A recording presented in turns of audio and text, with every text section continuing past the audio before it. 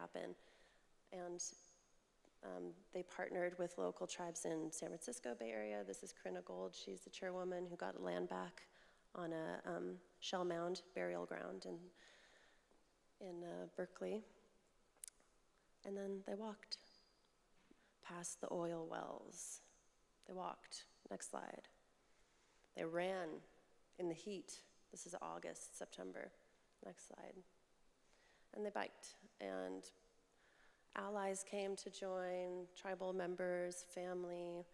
This woman did an incredible documentary called Swahanime, which means one sacred thing that is water. And then we had lots of people who were just bearing witness, and I feel like that was just so impactful for anybody. You know, what are you guys doing? You're walking around. And especially for youth, I think it was cool to see. Next slide. And this guy's like, you know, we're going through the middle of nowhere. What are you guys doing? So it was a really cool way for indigenous leadership and movements to be witnessed and seen, especially in a time when they feel so invisible in this country.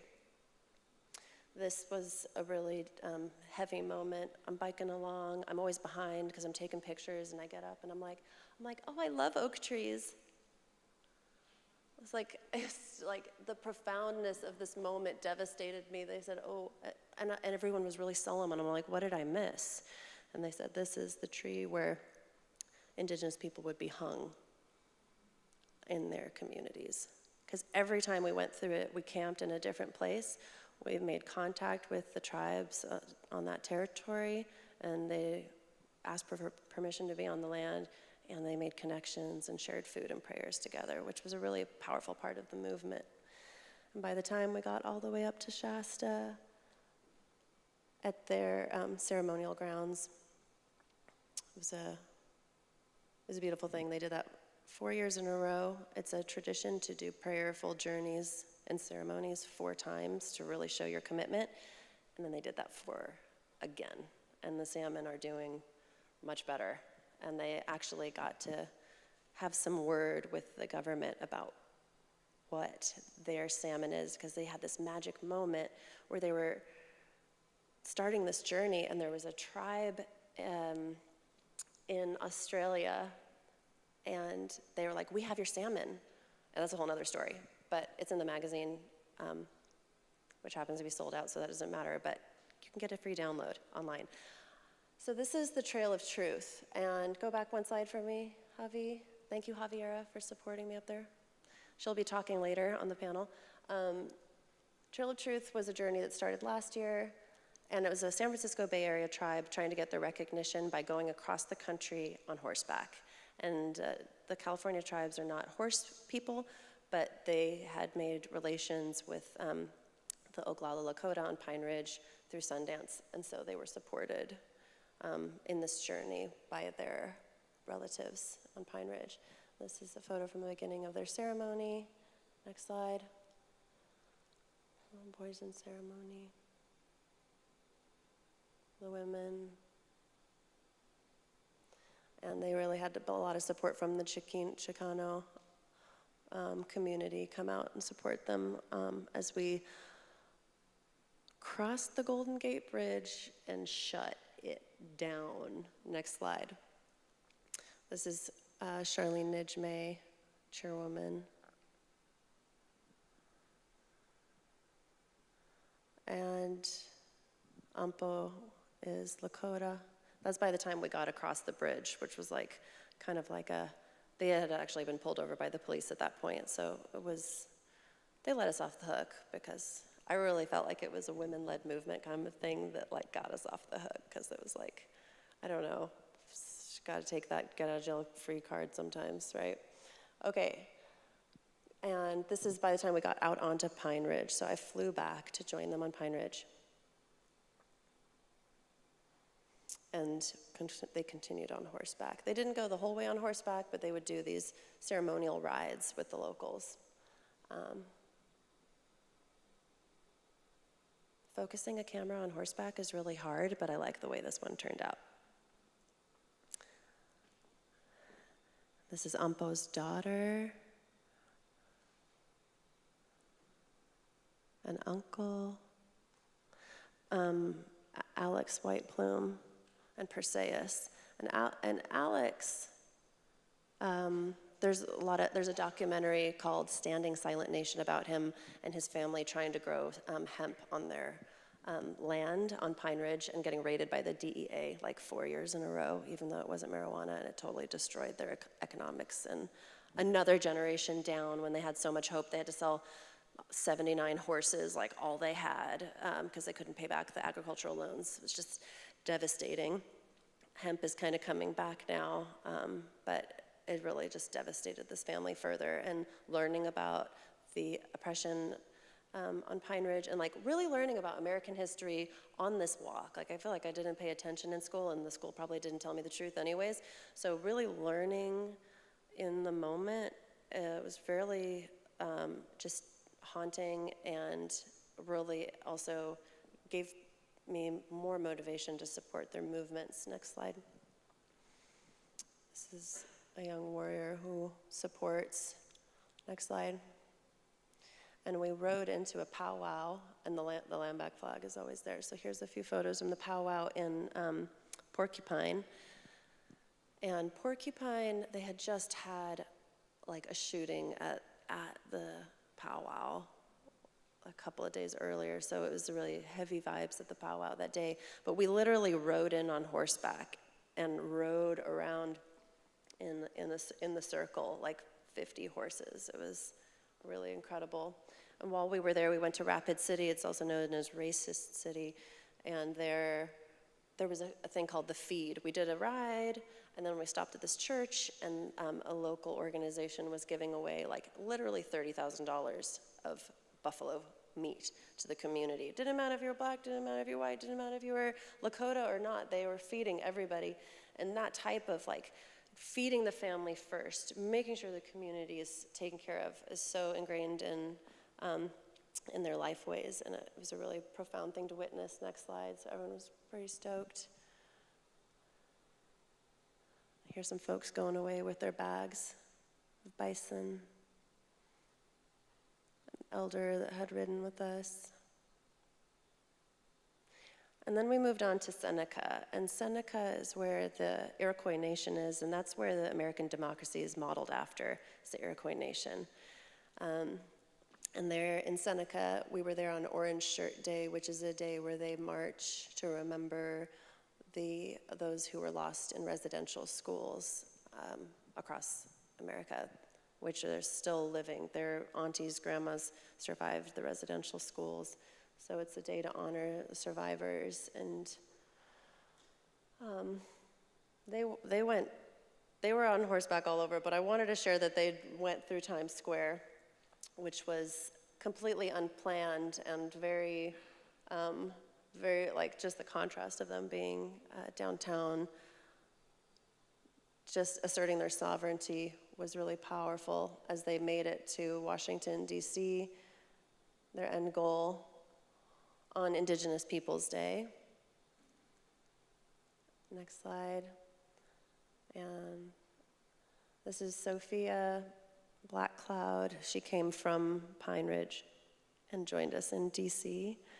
She's actually Chumash, which was cool because she's from Santa Barbara. Next slide. This is a beautiful sister. She's on the road all the time, just like being so welcoming to everybody in the movement. And there's Charlene, finally made it to DC. It was a long road. It was a hard road. And they still don't have recognition, and I don't know if they'll get it. And the police tried to take away the horses, which was really traumatizing for everybody. And all that's in my magazine, Magdalena Magazine, which I self-publish. So I don't know what time it is, and I feel like I need a time check. The time isn't on the thing anymore. It's definitely time's up. So thanks for watching. And yeah. I was supposed to leave time for questions. Is there any question? One question? No question? Question? Absolutely. The residential schools were a form of assimilation. And what happened when America colonized is first they put the tribes onto reservations. They took them away from their land. They put them in places that was convenient for us, that was away from their resources, and they starved. And it's kind of like a prisoner of war camp. And then that, starting back as soon as contact. And then what happened with the residential schools when the Spanish really headstronged the residential schools, but it was a way to take the children away from the parents and to take them away from their language. There was a theme, kill the Indian, save the man. So they would Christianize them, take away their language, and teach them how to be white people, basically, and then a lot of them died. It was a 56% mortality rate. All of this is in the Autry Museum. It's a really incredible history to go check out, so I highly recommend it. Anybody else? Thank you so much.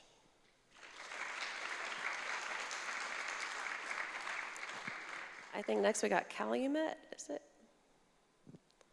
Did I go over?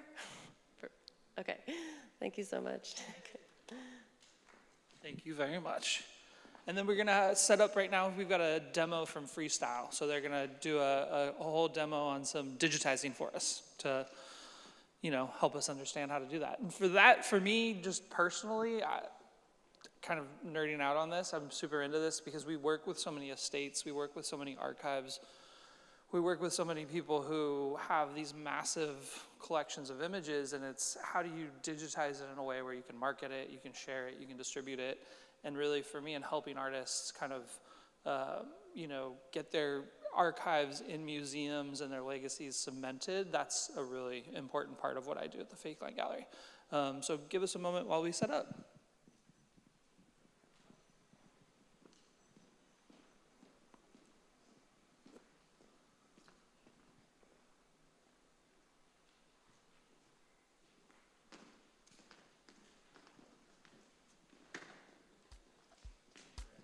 Hi, I need to set up, so just mingle amongst yourselves.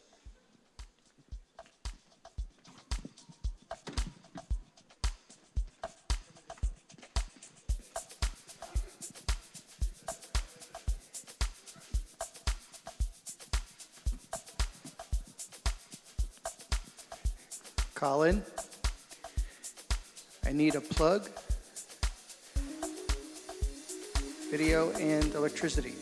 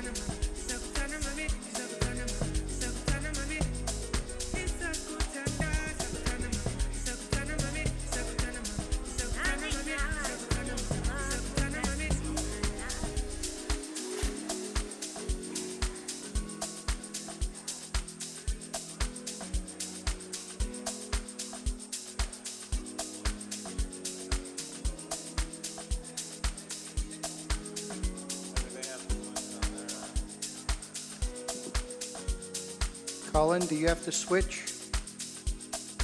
Just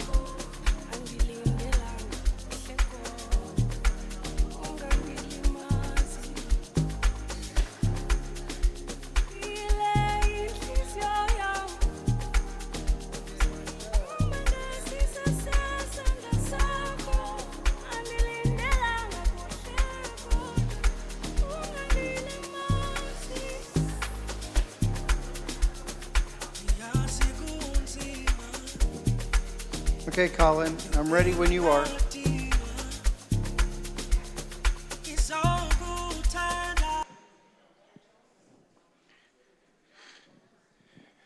Hey, Colin, we could dim the lights a little bit here, too. Okay. Sorry, I didn't have a lot of time to set up. Thank you for coming. My name is Eric Joseph, and I am with Freestyle Photo and Imaging Supplies. For those of you who do not know who we are going to be celebrating our 80th year in business next year. And it just happens that I'll be celebrating my 40th year with Freestyle. So that usually elicits either congratulations or condolences, depending on your perspective in life. Freestyle obviously has a long history in the photo industry. I have a long history in the photo industry. And I was known as the darkroom guy long before the digital guy. Many of you know me for my expertise in digital fine art printing and helping artists choose paper and just in general educating people on digital printing. One of the things that's happened in the past number of years, film, a lot of people will like to say that it has a resurgence. I'd like to say that it never went away. Half of our sales as a company come from the sale of film. So it's still a very big part of what we do. And my job specifically back in the year 2000 was to keep film alive. My job as in charge of purchasing for Freestyle was to connect with every remaining coating facility and make sure we could do everything we could to keep them alive. So we have lots of variety. And one of the things that people have always relied on to get their film into some sort of a computerized format has been scanning. I hate scanning. I think most people hate scanning. Scanners suck, okay? They're electronic devices, they break. They're electronic, so they just absorb static. They're dust magnets, they're slow. In general, especially the flatbed scanners, they're not very good. And one of the reasons that your negative always pops. Your negative is always like this.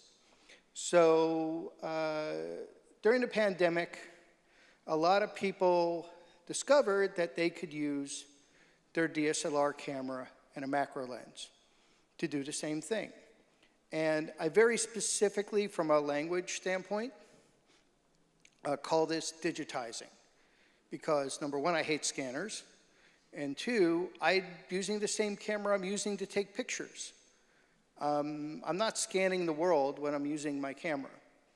So the bulk of the equipment that I have up here is from a company called Negative Supply. These are a group of people who are photographers. They were educators, and they're very focused on getting negatives and slides into a digitized format in the highest quality level possible. At the very base of this equipment, you have a copy stand, and they have different versions of it. That's the most expensive.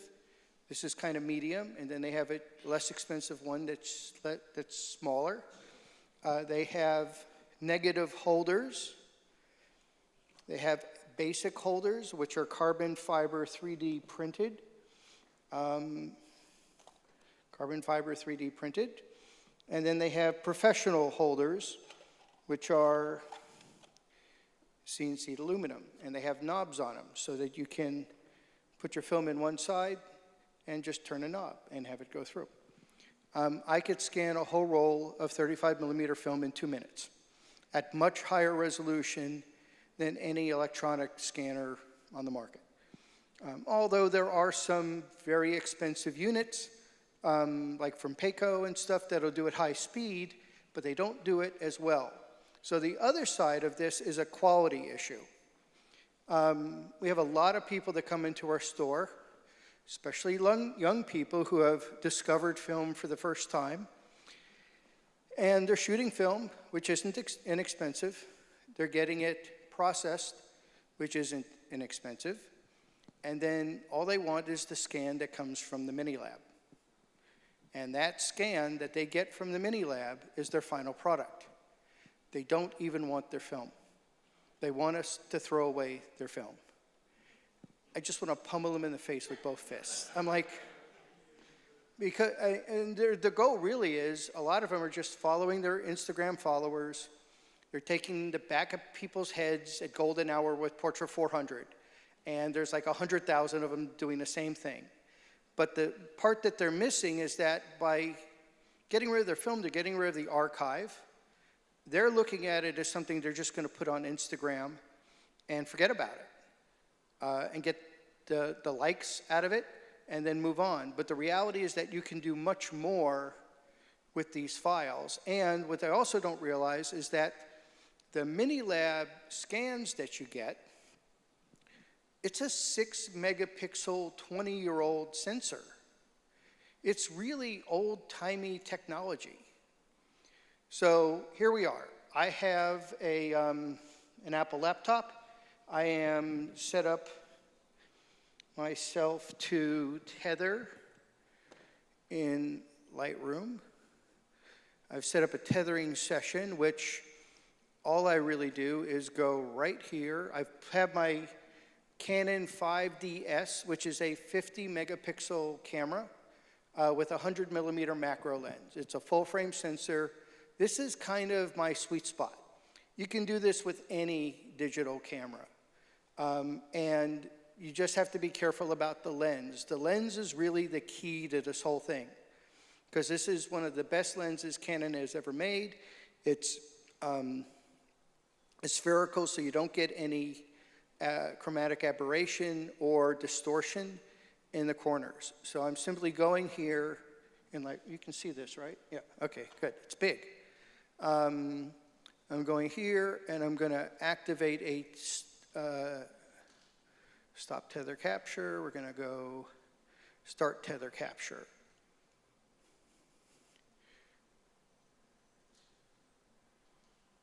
So my camera is on. I'm just going to create a folder that says Inglewood for right now, and we're going to start off at number 1. And then it's detected my camera. And then usually how I start off with this is we have a product here. This is a strip of negatives.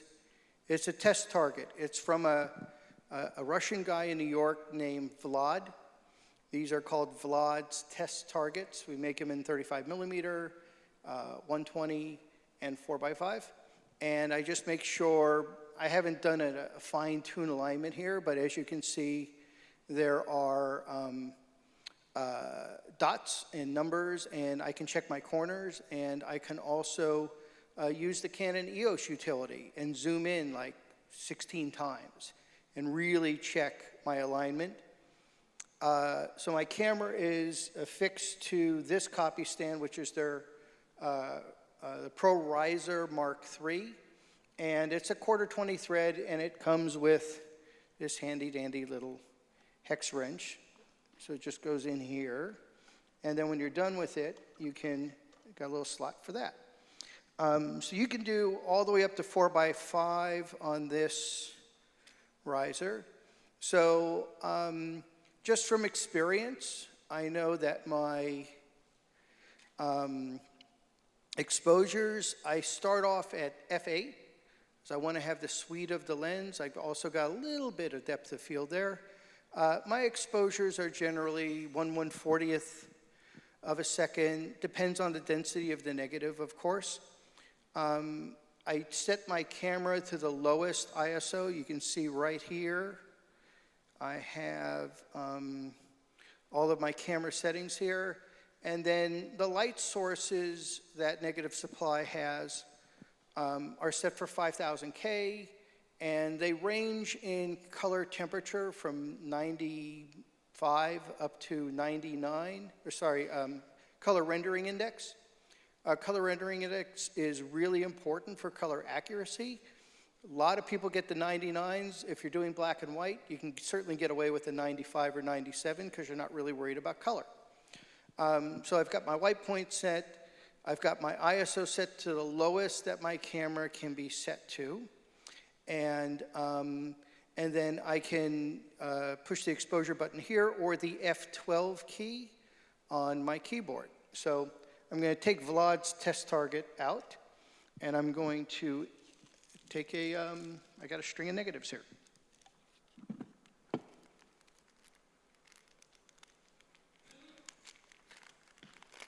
If I speak, can you hear me? Because I hate the microphone. Okay, so I got a roll of 35 millimeter film here. And generally what I do is I have an anti-static cloth. And I am just going to do a quick swipe. Also, we just got these in. You can't see it. It's a really long microfiber cloth that literally is going from all the way over this table, because this roll of film is going to come in and it could go off the edge of the table and stuff. So I have a smaller table at home. It's perfect. So I'm going to, let's see, where am I here? I can't. I'm getting blinded here. Okay, I'm just going to put it. So a lot of people will talk about whether or not it's good to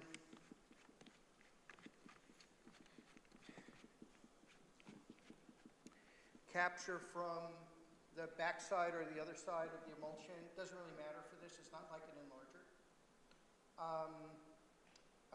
And I'm going to go back over here to live view so I can see exactly what I'm doing here. And what I'm using here is a Pro Carrier. And you can see it's even backwards. Now, obviously I got to flip it around and it'll go the other way. Might as well just do it that way. Okay. So I like this particular riser, even though it's more expensive, because I can really fine-tune the location of the camera. And then I could also do manual focus here, if it works. If not, I can do autofocus, I could do manual focus. So I can really noodle this out very specifically, as opposed to this one where I don't have the screw drive. I've got to kind of lift it up and down. And then I'm going to position this in there. I always want to get a little bit of the base, and I'll show you why. So, okay, so I got this over here.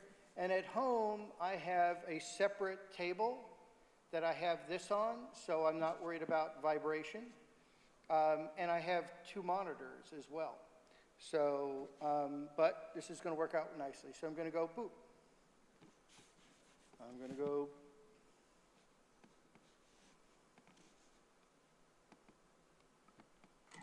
There we go. Okay, so there's one. And I'm going to go here. Now, the Pro Carriers, I find, are excellent for rolls of film. The basic carriers, which are obviously less expensive, they're carbon fiber 3D printed. They are better for when your film is in strips. So I'm not going to go through the whole roll because we're short on time, but I'm just going to take a few of these here,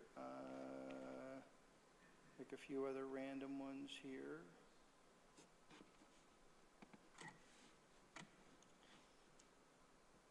Okay, so now you see it's in Lightroom. So I've tethered directly into Lightroom. Now you can capture onto a card. You can put the card in, you can transfer the images over. Now Lightroom doesn't have the ability to reverse the image or get rid of the orange mask. So the first thing that I do here is I'm going to get all of them. I'm going to select all of them. I'm going to auto sync. And then I am going to do an auto white balance on the base. Some people don't, some people do, kind of depends. I definitely don't have to do it in black and white. So I've auto white balanced and synced it, and then I'm going to, I have a plug-in program. that is very popular for this called Negative Lab Pro. It's nothing to do with Negative Supply.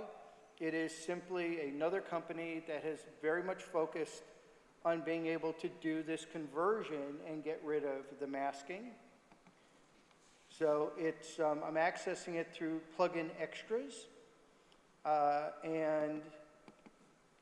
We generally want, when this is going to do the processing, get rid of the orange mask. So I'm going to increase this to 10%. Oh, that's why my keyboard's not working, it's not on. Lori, you were supposed to tell me that.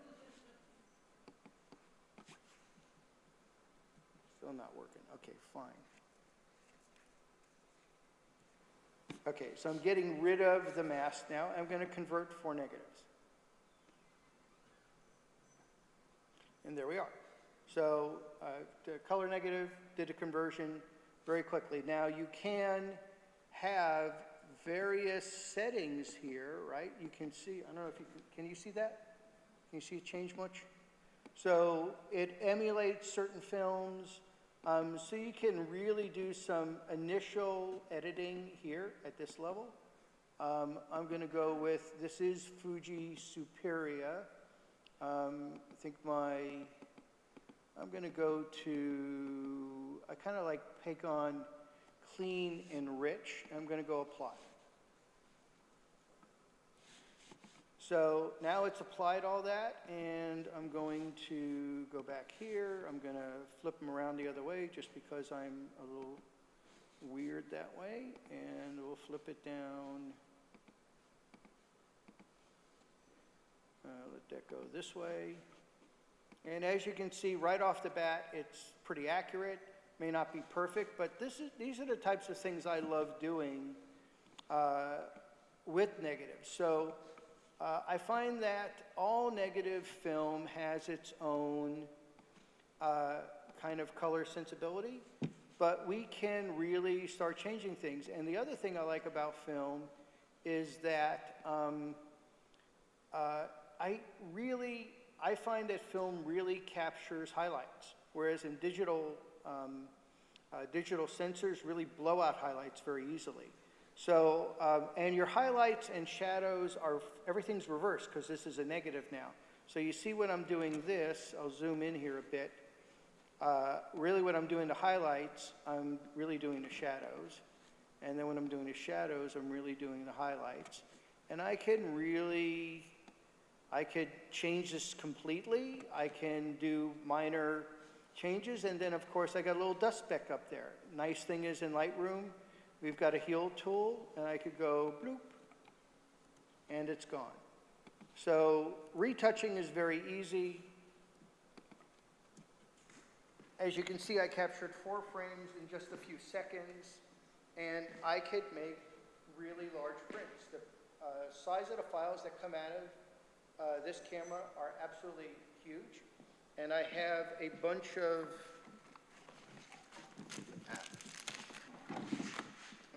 sample prints. And I have sample prints of a brand new film from Kentmere. Well, actually from Ilford, under their Kentmere brand. This is Kentmere Pan 200. And so my workflow now is I shoot film, I digitize it, and then I print digitally. So these are all digital files off of my inkjet printers. You can also send those digital files, you know, to a light jet or anything. But the quality, I think, is really amazing, and it's fast, and it's easy, and all of this stuff that I have up here, in fact, here's an image I did with old Tri-X. I don't know where the lights are here. Old Tri-X, so old, I don't even know how old it is, and it still looks magnificent. It's a shot I did at the Disney Center. And I got a bunch of color ones as well. So we have negative holders for 35 millimeter. Like I said, these basic carriers, you basically just pushing the film through. But every carrier has embedded in it an S-curve, so the film goes in, it goes down, it goes across, comes back up, and it keeps the negatives totally flat as opposed to an electronic scanner.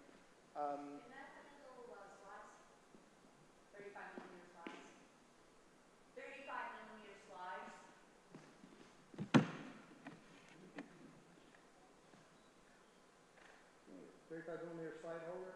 So they are committed to supporting every single solitary film format ever made. They're making 127 super slide. They just made a ridiculous product for scanning disc film. Wow. You would be amazed at how many people still have discs, disc film, discs of film from disc film.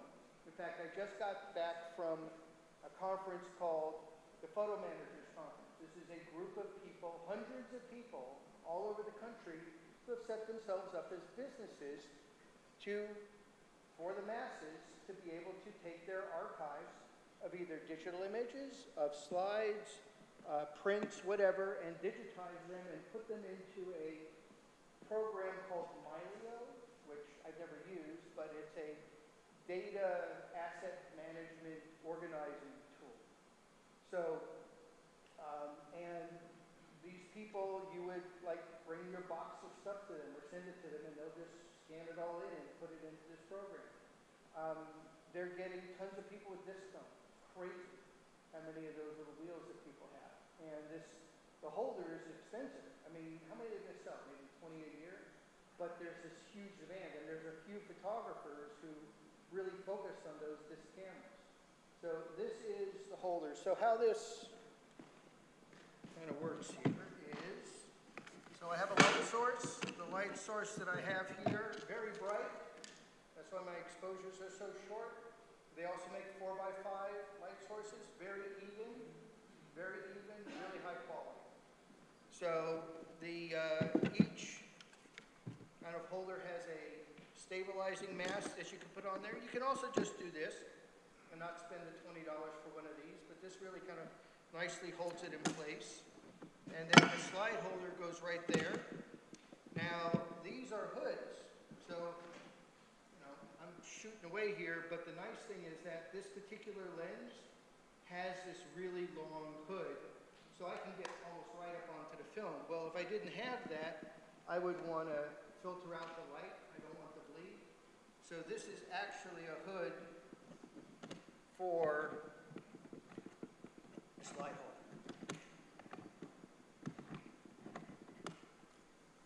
Okay, come on, it's supposed to go on now.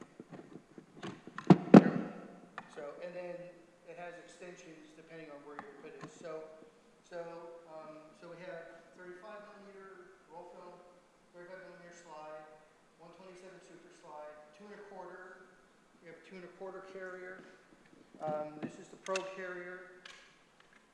And we have similar product for the basic. They all also come with masks, so you can mask for the specific format that you have. And then you can also get full frame, full border capture cassettes as well. So this will go right up to the edge of the frame, and then you can get full border cassettes for them as well. They're about to come out within the next few weeks, a new universal 4x5 carrier. It is going to be expensive. It is a sandwich. It's all custom milled, has 2 sheets of anti-Newton glass, and you'll be able to have masks for every format of film, 4x5 and smaller. They're also coming out with a stand that's about twice the size. People want to start using this stuff for doing flat artwork as well. So there's all sorts of, they're always innovating, they're always coming out with new stuff, but they're also looking at customer demand and asking, they're looking at their reviews online and customer feedback, and they're constantly creating new stuff. The nice thing is that this stuff is not changing for a couple of years. For a while, they were like changing it all the time, and people are like, no, stop, I just got this, stop doing anything. So this is pretty much settled now, and then you'll be seeing new products coming out. So black and white, same thing. It just Negative Lab Pro also inverts that.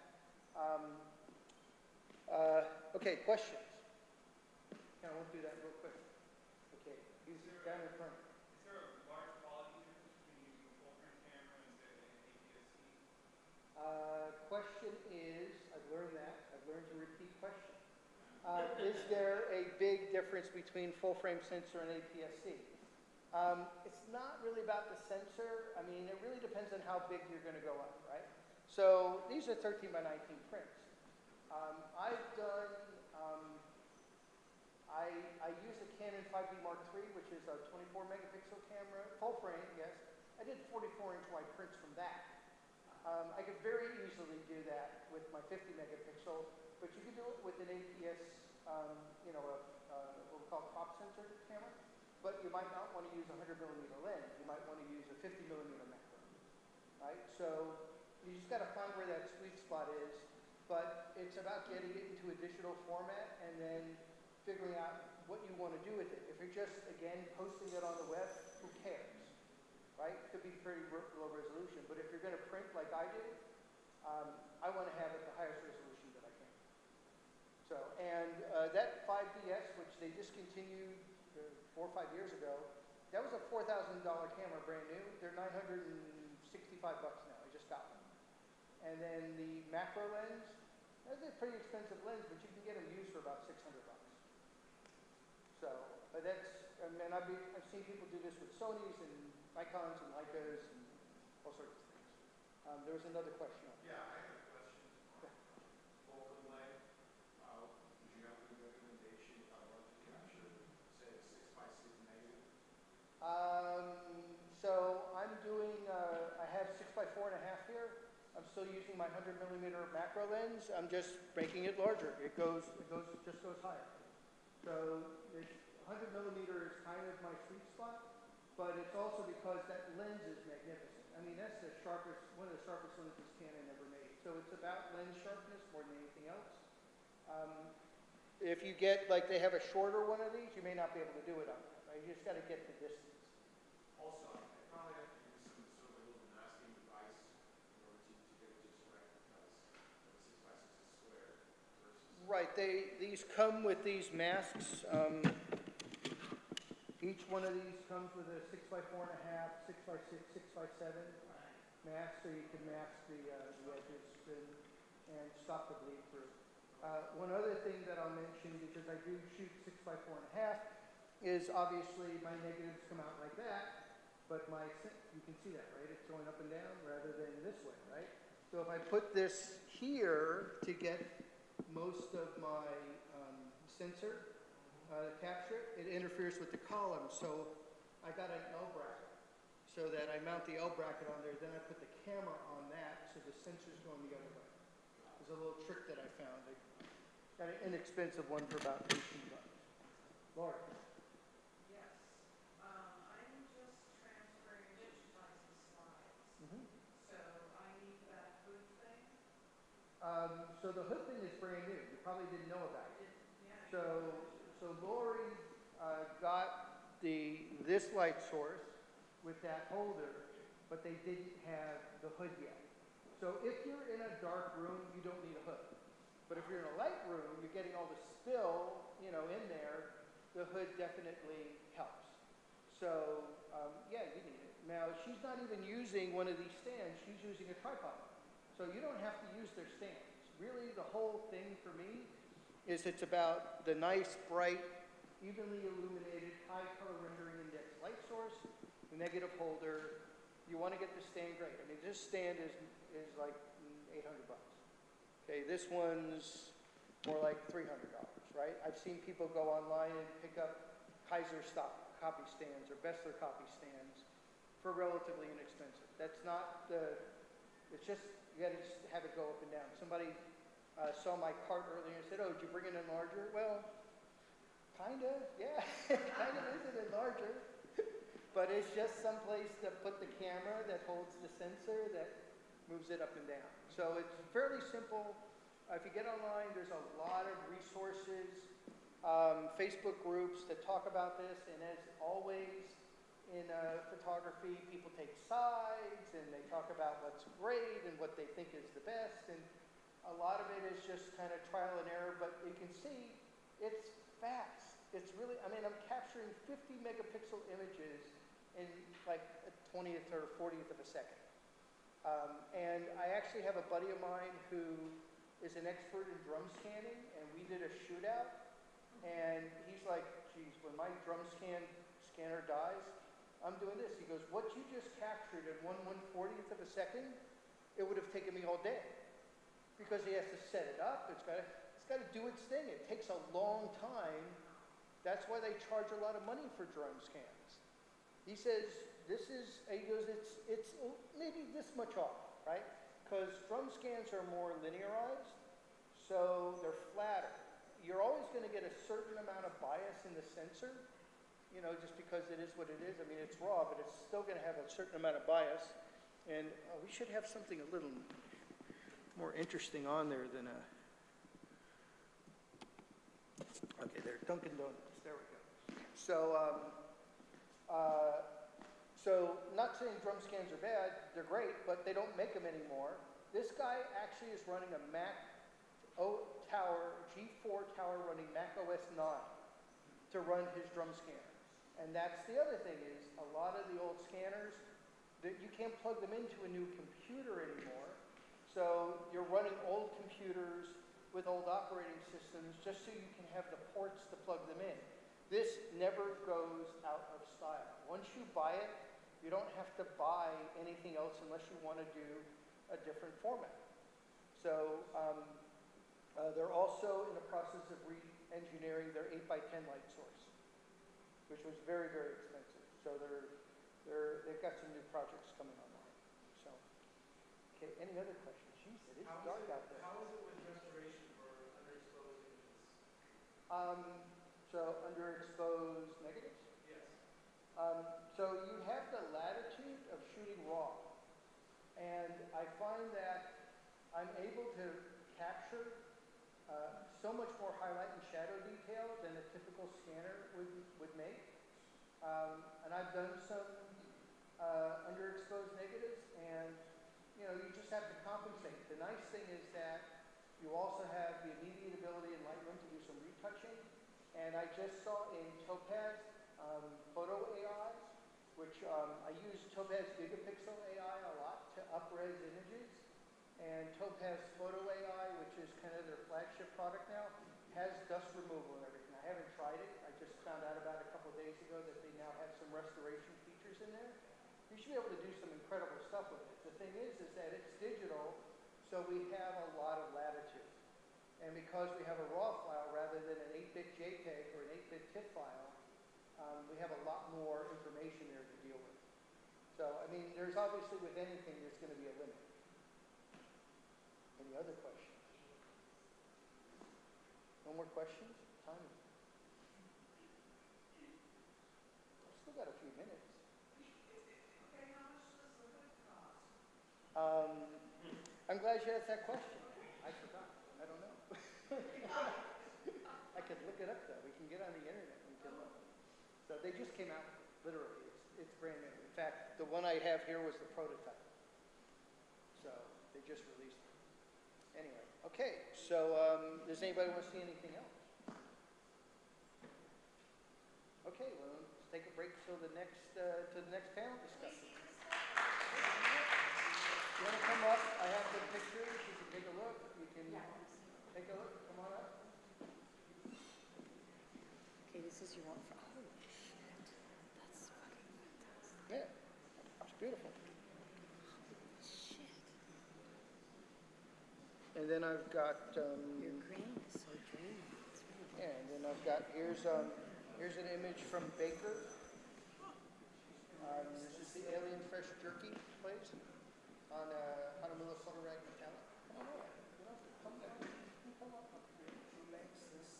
It's called Negative Supply. That's the name of the company. So how do you, So all of those are the new Kent Bearpan 200 black and white film, and then this is Jesus, what's it's Cinesco's double X. wow. So those are all 35 millimeter. This is Kodak. Yeah. So this is Cinesco's just blowing off the red jet so you can bring your camera. And these are that's from Kodak Tri-X. This is a dream of the for keeping up in our brain. Well, that's, I mean,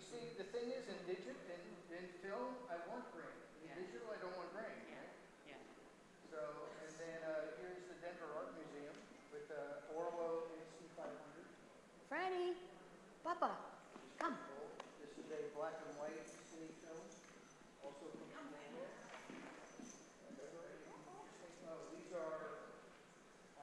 These are our Arista EU black and white. This is our new EU. I want to take a picture of this setup. Just give me 1 second. So how do you know how many of those you need to buy? Um, Because I see it- that they're separate, It comes with, it usually has two. two. Yeah, and then you could buy an extender. Okay. Thank you, Eric. See you soon. Work on my new ones.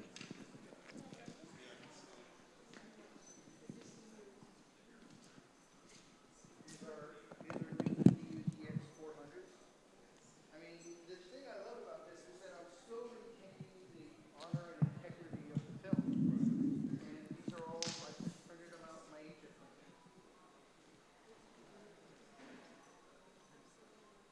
Thank you. I got lots of, so.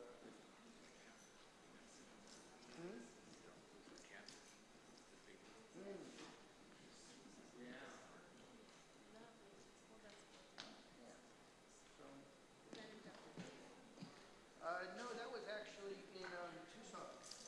I don't know if it's in Tucson, but it could have been Joshua Tree. Where was, I had, where is, yeah, I was at an event a couple of weeks ago, and I was near the icon. If it's not in a slide holder, it probably wouldn't work in one of these, right? Or would you have to put it in a slide holder? Because sometimes this old school, they would just cut the name or the image of the one they wanted. You'd have to, I would recommend putting it in the Putting in a slide. slide? Okay, Yeah, great. putting That's in good. this slide. Super, super, super. Yeah. Are there instructions online that you have that walk you through the whole process? There's instructions everywhere online. I mean, this is something that's, everybody's kind of got a different way of doing it. They're giving you the basic stuff.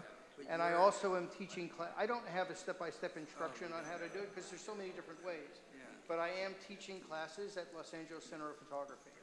Where's that? That's in downtown Los Angeles. They're in Little Tokyo.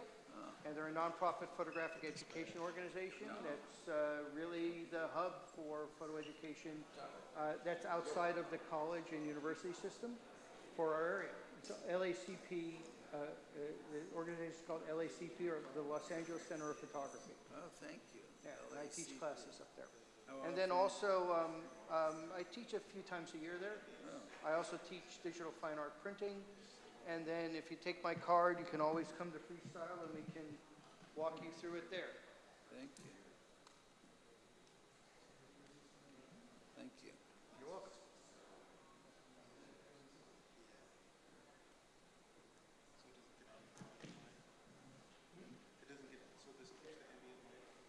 Yeah, so I would take this hood off. And then this is stuck on my cord. So this goes over and it just goes over the lens so it keeps the ambient. Yeah, so they have, and these are all, these guys have 100 3D printers cranking stuff out 24/7. So this is all carbon fiber 3D printing. So, and then you don't have to get the mask or, well, you just, this is the mask, right? And then this is the light. So you have a light, and then you have your holder. And this light holder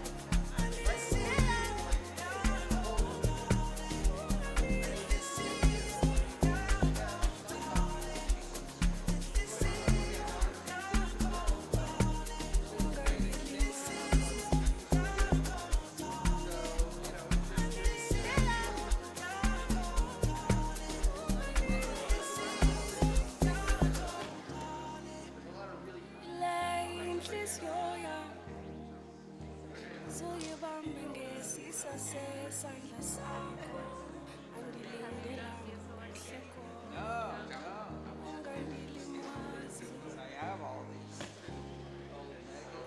Le inhliziyo yami, suyibambe ngesisa sesandla sakho, angilindela ngohleko, ungandilimazi.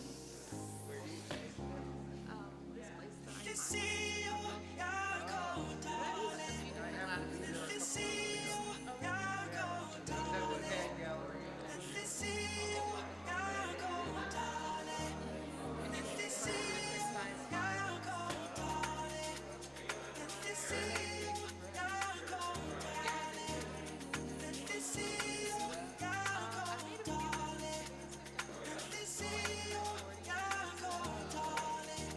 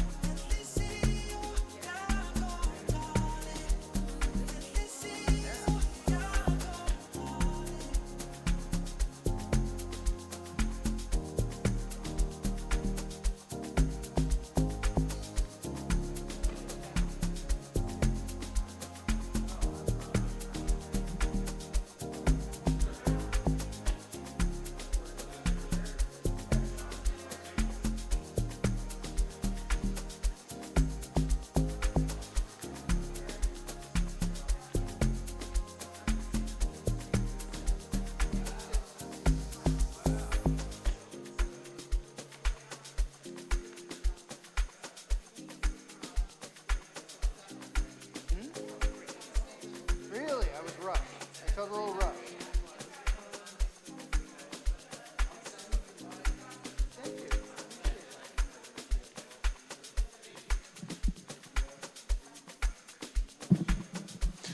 2, 1, 2.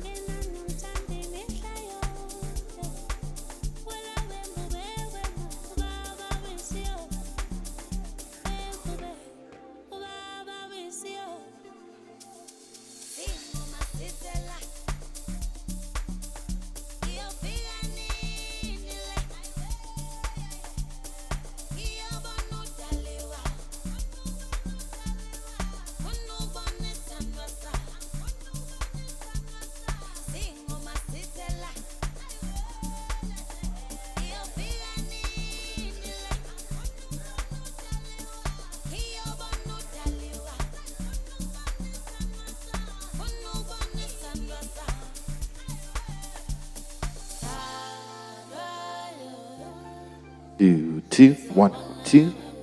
Testing 1, 2.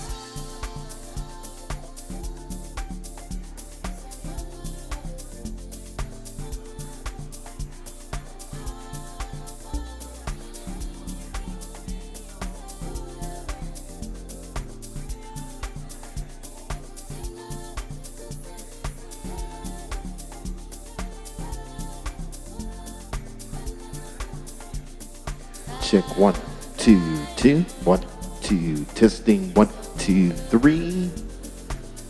Testing 1, 2, 2, 1, 2. Check, check 1, 2.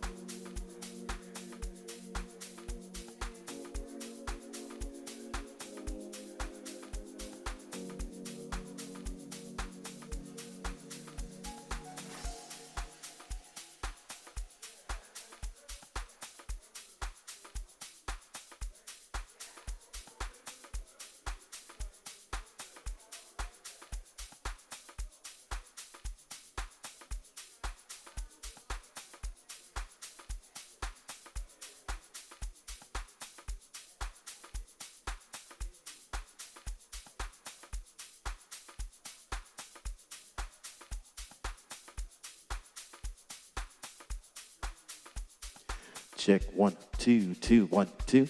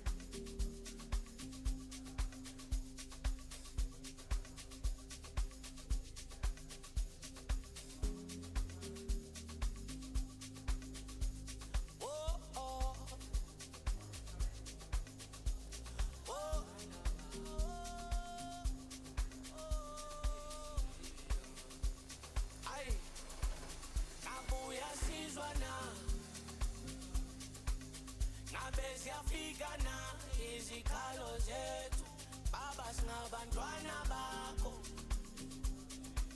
abo baxolele na bangamazwi Yesu baba kumnyama khanyisa khanyisa khanyisa kumnyama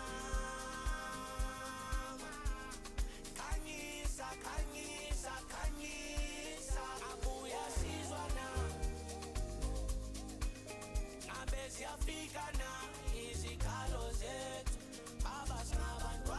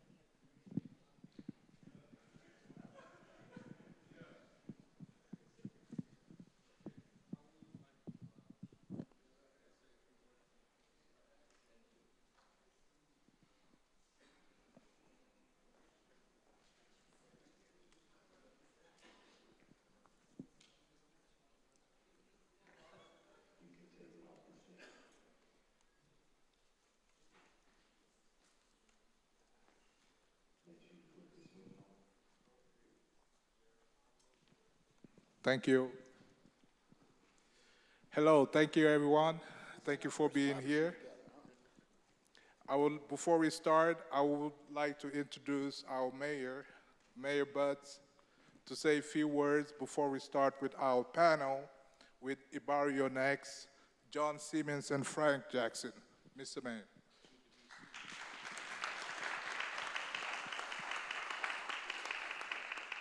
Everybody, I want to welcome you to the city of Inglewood. You know, back in 1972, the Lakers with Wilt Chamberlain and Jerry West won the NBA championship, and they named us the City of Champions back then, right?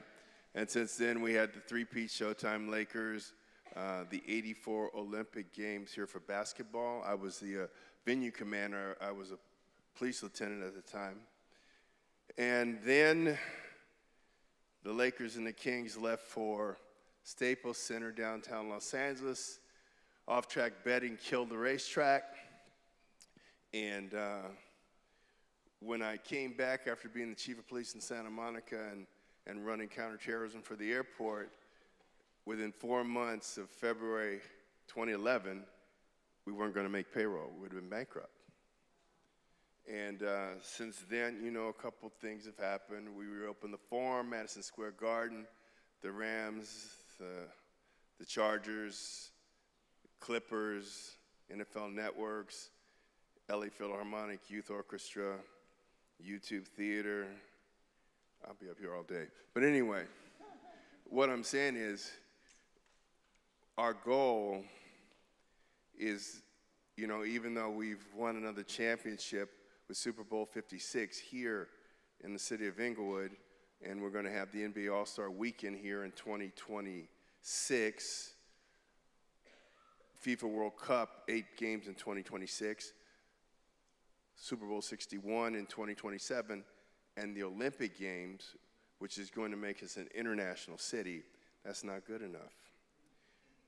We want to be known not just as the city of champions, but the city of knowledge and culture.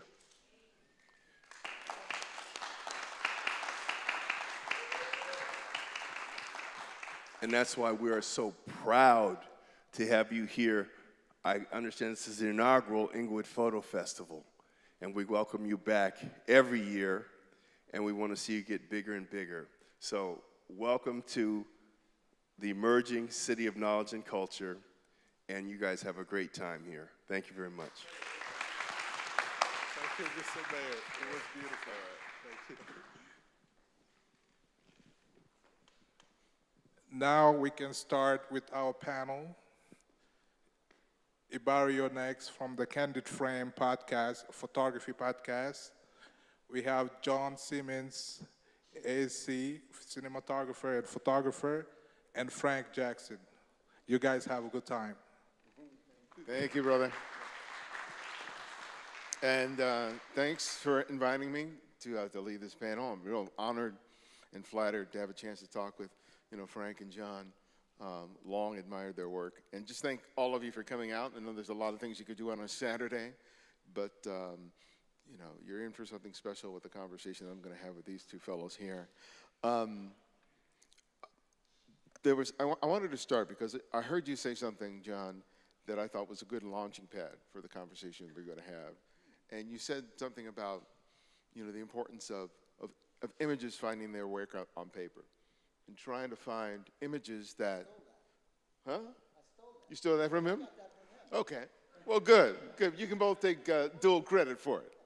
But one of the interesting things about the choice of what picture ends up on paper was the idea that looking at a photograph, not because it's technically perfect, but you see or you feel ghosts in the picture.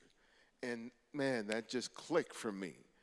And I really would like both of you to sort of speak on the idea, because both of you guys, the print, and you can just grab that off there, but to talk to us about what that means for each of you respectively, because I think that's an important part of the discussion that often is kind of left on the table, especially now with so many people producing films digitally. What does that mean to you? Well, hello. I grew up in Chicago. I started taking photographs in the 60s. And it was a really hip period during the civil rights. There was the Vietnam War. There were all kinds of things going on. The hippie movement was happening, and it was a cultural explosion in Chicago. You know, there were music, dance, poetry, literature. I mean, it was the place to be. At least it was for me at that young age. And my mentor was a cat named Bobby Singstack. His family owned the Chicago Defender newspaper, the oldest black publication in the country. And Bobby, I've known him since I was like, his brother was my best friend, you know, so I knew him from when I was 5 years old in kindergarten. And one day I looked up and I realized that Bobby was the hippest cat in Chicago. He had all these cameras, and we'd go in the dark room, I'd look at his pictures. So he gave me a camera to shoot one day, and he looked at my photograph and said, "Oh, you got an eye." I said, "Cool, okay, what is that?" You know, all right. So he took me under his wing. And one of the things that he told me was, one thing he told me that was funny, was he told me, don't ever crop. Don't ever crop a photograph. So that, for a long time, I never cropped anything. And then it was probably about 4 or 5 years ago, I was looking at Bobby's stuff, and this other cat, his name is Billy Abernathy, who is an incredible photographer. All their stuff was cropped, right? But what he told me was, he told me that a picture has to have a ghost in it. It has to have something in it, like that thing that grabs you when you first see an image, whether it be a painting or you read a poem, and whatever it does, it penetrates your soul and becomes a part of you. And when you press the shutter and you get ready to print a picture, it has to have that thing that lives inside of it, so that if it were the only picture in the room, it would carry a wall. And I don't know if I do that all the time, but I mean, there are a lot of pictures that touch me. You know, Roy DeCarava and lots of cats, but Bobby would show me their work, and we'd talk about what it does. And does a picture change you? Do you walk away from a picture having felt something? And that thing that you feel is like the bass beat. It's that thing that changes you and touches you, and that's the ghost in it. And it's funny because I don't print anything unless I feel like it's that way. Not long ago, I shot this picture of this woman meditating, and she had a shaved head, and she was in this beautiful room. It almost looked like a temple, and there was some incense burning. And because my wife, Cynthia, is hip to that, I kind of liked the picture. I said, "Cynthia, what do you think of this?" She said, "It ain't got no ghost, it's a cliche." And I looked at it, and I was like, damn, she's right. So that's what the ghost is for me. Frank?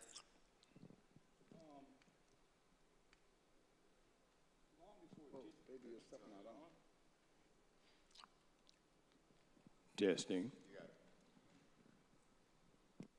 Long before Bring it up closer. long before you could hold you saw a picture and then you pulled your phone out and you took great, good, solid, sharp, detailed pictures. When you did it with a camera, it didn't always work that way. And you didn't know why, it just didn't work that way. A lot of people would shoot pictures with a film camera and the film never got processed. And I learned photography because I couldn't afford to take my film to a lab, so I learned how to process and print in a darkroom and make chemistry. I was a failure at math, but I learned the metric system to measure all the powders and all this other stuff. And I tell people all the time, I take pictures because I can't draw. I suck at it. I'll say this. I preface this with the first words I said, and he's heard me say this. If you make a photograph and you don't print it, why are you taking pictures? Because a photograph's not real or has a life of its own till it's a print. You can't assess your own work truly until you look at it on paper. So you need to learn to see your image, shoot a good file or negative and get a good print, and then sit down with a cup of coffee or tea or whatever you like to drink and think about what it says to you.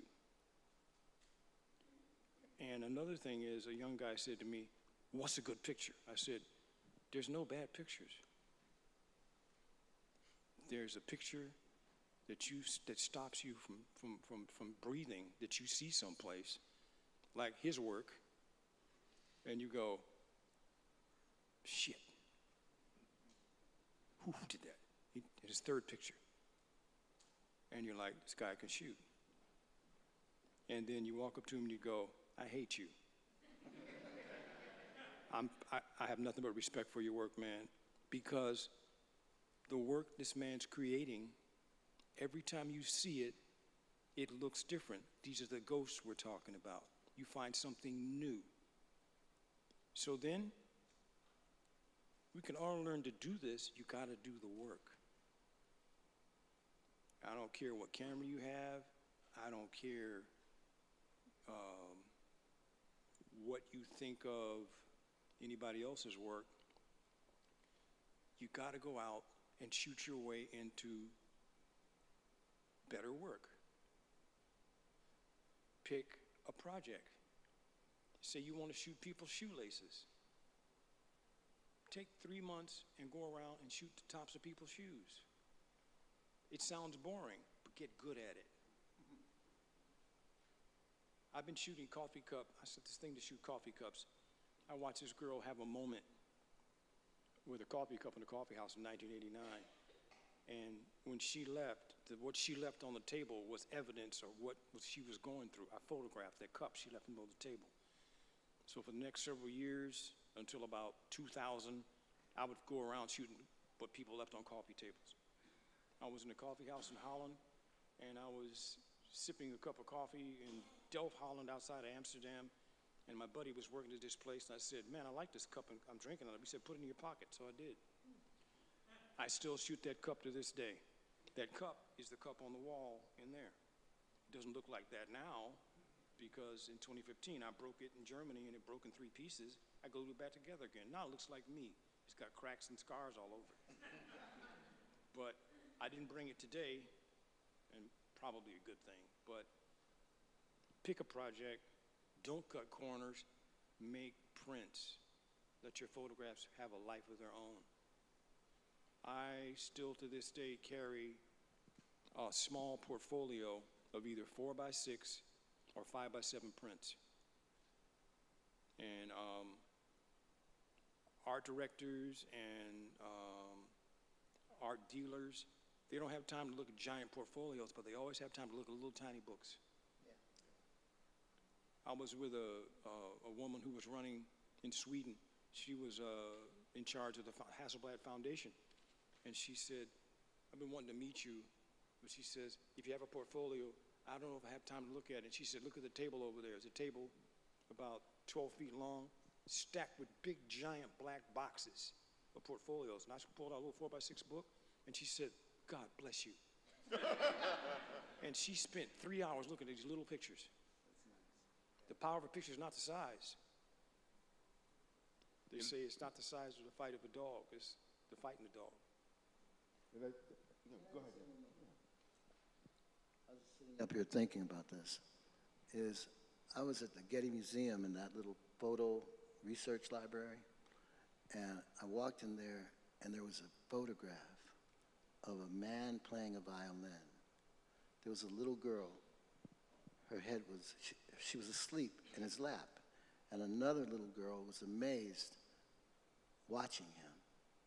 And that picture had a lot of soul to it, had that ghost in it.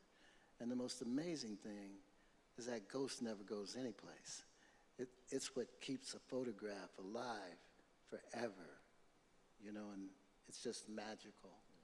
And what you said about the whole thing with the coffee cup, it's like, as an idea, that's your own, right? What drives you to make that picture is completely your own. Trying to explain that to somebody else, they don't understand it, but it comes from someplace inside of you that just goes, that feels right. Yeah. And I think that one of the things that strikes me about anybody's body of work that's sort of significant, that it has to start with yourself. that you have to give yourself permission to make photographs for yourself, even though you may not be seeing that work outside of yourself, right? The people want like permission to make photographs that are very personal, but if they don't see it out there, they feel like that that's not okay, or that's not something that you do. And both of you guys have, have definitely worked on, large bodies of work that are simply propelled by your desire to make the work, regardless of how they end up being used or the home they find. Talk to me about the importance of that. Those photographs that Frank are talking about are amazing. And that portfolio of coffee cups is a real personal thing. I mean, they have their own spirit, those pictures. I mean, when I first saw, he got a portfolio that's a killer anyway, but that subject that he's talking about is really amazing. Yeah, I'm glad to know this cat. That cup has gotten me in more doors. Bring the mic closer. That cup has gotten me in more doors. I was on a main train station in Berlin in 2015, and it was wintertime. I was going back to Amsterdam, and I got in a first-class car with this gentleman. The sun came out, pulled the cup out, put it on a table next to him, and he was on his phone. And I snapped a picture, and he's in the picture. And he said, "What are you doing?" I said, "I photographed this cup since 2000, so I like the light. I took it from a coffee house in Delft, Holland." He gasped and says, "I'm the chair of the Architectural Historical Department at TU Delft University." And he says, "What a fascinating project." He said, "How long you gonna be in Amsterdam?" I said, "A week." He said, "Will you come see me?" I said, "Absolutely." So I met Cor Wagner. The Germans pronounce W's with a V, and the Dutch too. Cor Wagner. Spent the day, and he goes, "I have an idea. First, I want to do an exhibition at one of my colleges, and I want to publish a book one day." This was 2015. 2018, I was in Berlin at an exhibition, got an email, "Frank, I'm ready." Nice. And he says, "I got 2 students. I gave them enough extracurricular activity they could graduate with pre-doctorates, and you'll talk to them." And we spent a year getting ready for the show. It was people, places, things, and coffee cups. I call the show At Sea Level. And I made 95 black and white prints because they had a big place. Said, "Can you fill up this place?" I said, "Yeah, I can do that." And got in a plane with this gentleman here, and we landed in Amsterdam. We took a 3-hour train ride to this lovely town called, I guess the Dutch would pronounce it, best I can say it is Groningen. It's like Amsterdam without the tourist. Quiet, lovely, wonderful. No cars are allowed in town. And the girls got an idea to put the prints up, hang them on a wire. At the end of each wire, a foot off the ground, was an empty coffee cup. So, and they loved it. And now we're talking about possibly a book. But you never know where your project will take you and who you'll meet. Do the work. Stay ready. I mean, the best way to explain it is Michael Jordan and Bird and those guys, we saw them play. We didn't see the work ethic.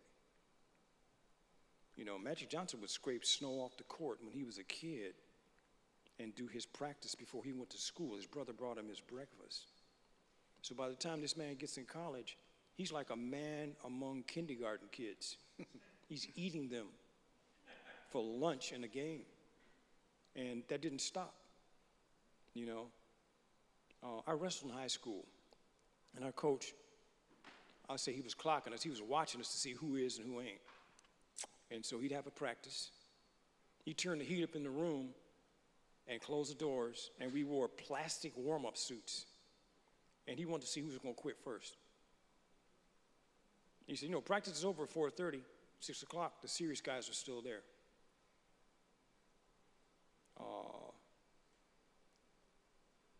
I love photography. It has been the first thing that always fulfilled a promise to myself.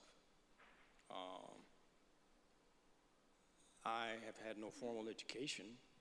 I don't recommend that. I was fortunate enough to have enough of a work ethic and enough books to read to get it done. I also am fine art first and commercial later. And I say that because I have commercial clients. I couldn't show them the fine art stuff. Their eyes roll in the back of their head, they go to sleep. You know, now you may never get another call from them. And every once in a while, you got the one client that goes, take this cup and make it come to life. Here's the check. It doesn't get better than that. Well, you know, you said something about, well, just let me just start here. I never took a picture for somebody.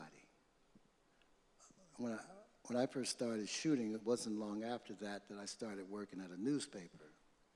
But those photographs you see next door when you look at my portfolio, I never really was too concerned about anybody seeing them because I didn't take them for anybody. I have a whole collection of collages that just got a little attention from a couple of museums. Nobody's seen those because I never painted one for anybody to see. So I had a photography exhibit in the 70s.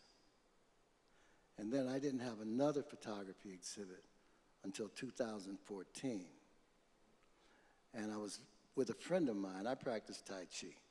And I was with this cat who I've known since I was very young. He was about 12 years older than me. And he used to write in those little moleskin books. And he always talked about publishing these books. And he would, you know, he was another one of my mentors, you know, and I'd go up north to visit him, practice, because he had been practicing Tai Chi for 40 years. And he still talked about publishing those books, and I got him into hospice care. I'm jumping. I got him into hospice care, and his books never got published.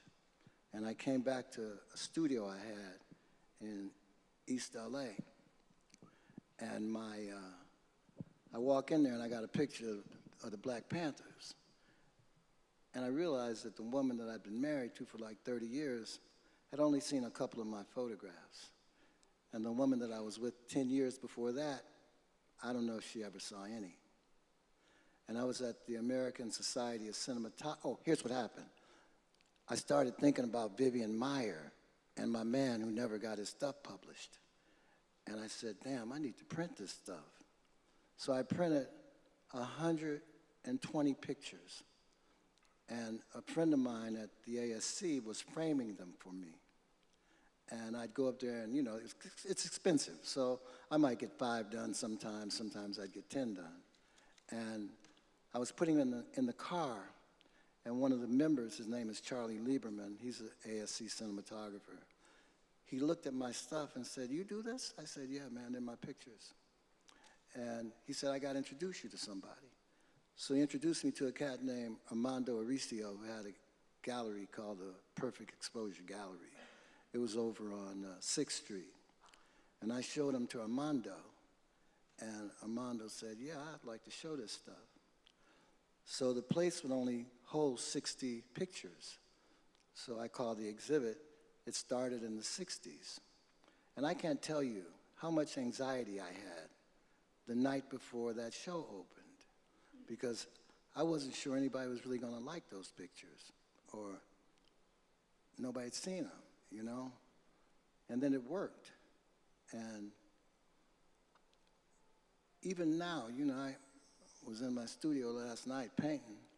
I'm not painting for nobody. I don't care if anybody ever sees the thing, you know? Hopefully somebody will, and hopefully they'll buy it, right? But I, you know, I don't do the art for anyone, and I think that that's what we have to do as artists. We have to tell our own story, you know, and the story has to satisfy something within us. I mean, it's cool that they're out in the world now, and now that both of us are getting attention, it'd be nice if, you know, we could add some energy to that, but I don't even know how to do that. It's just the work generates its own attention, and You know, I'm very grateful to be sitting here talking to you guys, people who love photography, and like you said, there's a lot to do on a Saturday. So it means a lot to me to be here with you and share these thoughts. And, you know, it's something I just love doing. Like Frank says, I work as a cinematographer.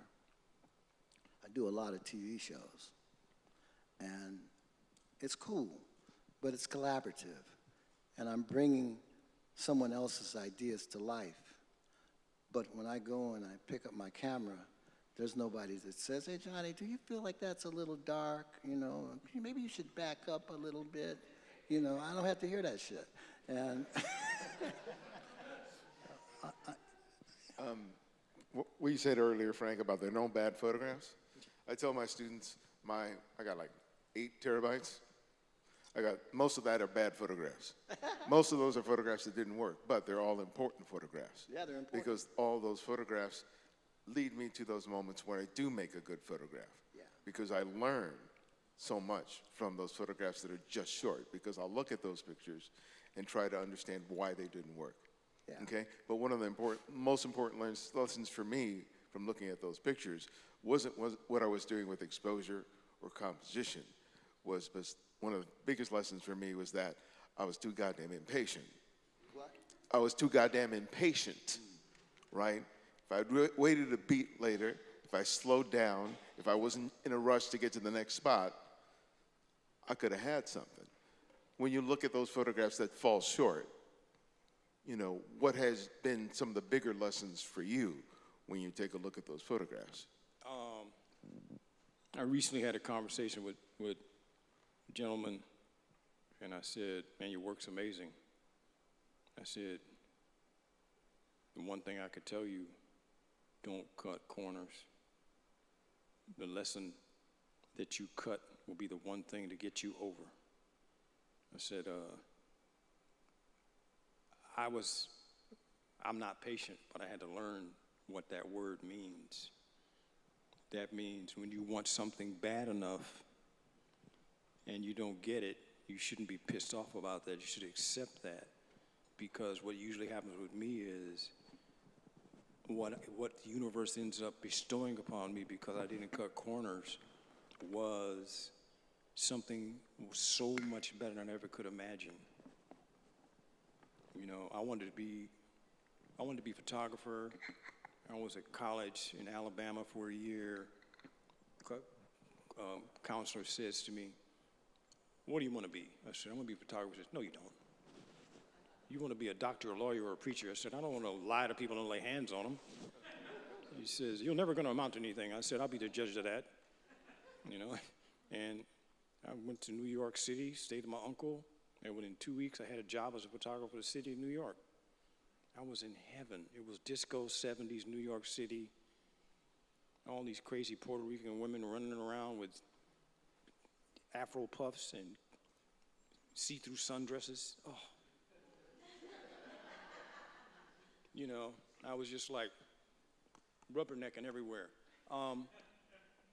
It was for a summer work program in New York City, you know, and we had to process and print all the pictures we shot. So I went and got that. I knew how to do that, so I was doing that. And the job lasted about 7 months. Came in LA and got a part-time job at Sears. Put the camera down for 3 years. IBM hired me, left IBM, quit IBM because I'm not corporate.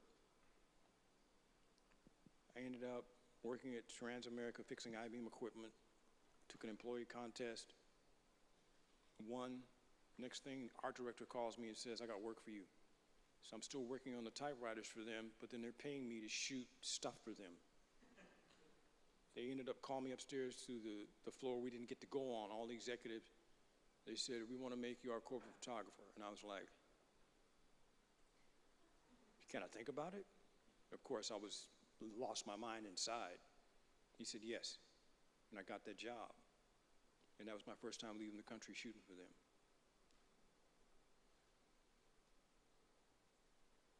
And I lost my train of thought. Yeah. But I did that for them. It's the first time I left the country. I never forgot the fine art side, but it taught me to separate the two. When you're working for people shooting pictures, and my friend Leroy Hamilton, who's right there, will attest to this, you're problem solving. He's problem solving on the set. And when you can do that and make everybody look better, they're gonna call you again. As a matter of fact, they're not gonna call anybody else. You know, so I was problem solving. And every once in a while, you got the ones that says, hey, I saw you do that thing with that egg. Do that for this. That's a good picture. Hey, man, there's a lot of technical stuff behind that, you know, and if I tell people on the floating coffee cup picture, that's all analog, none of that's digital. You know, it's, think about it to get it right and then do it. So, and I say this to people that do street photography. Think about what you want to do, think about what you need, don't bring everything with you. Go out, no thinking aloud, because you don't have time to compose. Stuff happens, you got to pull that camera up, and you better know what the camera does, and you got to take that picture. You're not going to get 2 shots. It's done. Yeah, that point you just made about John is perfect.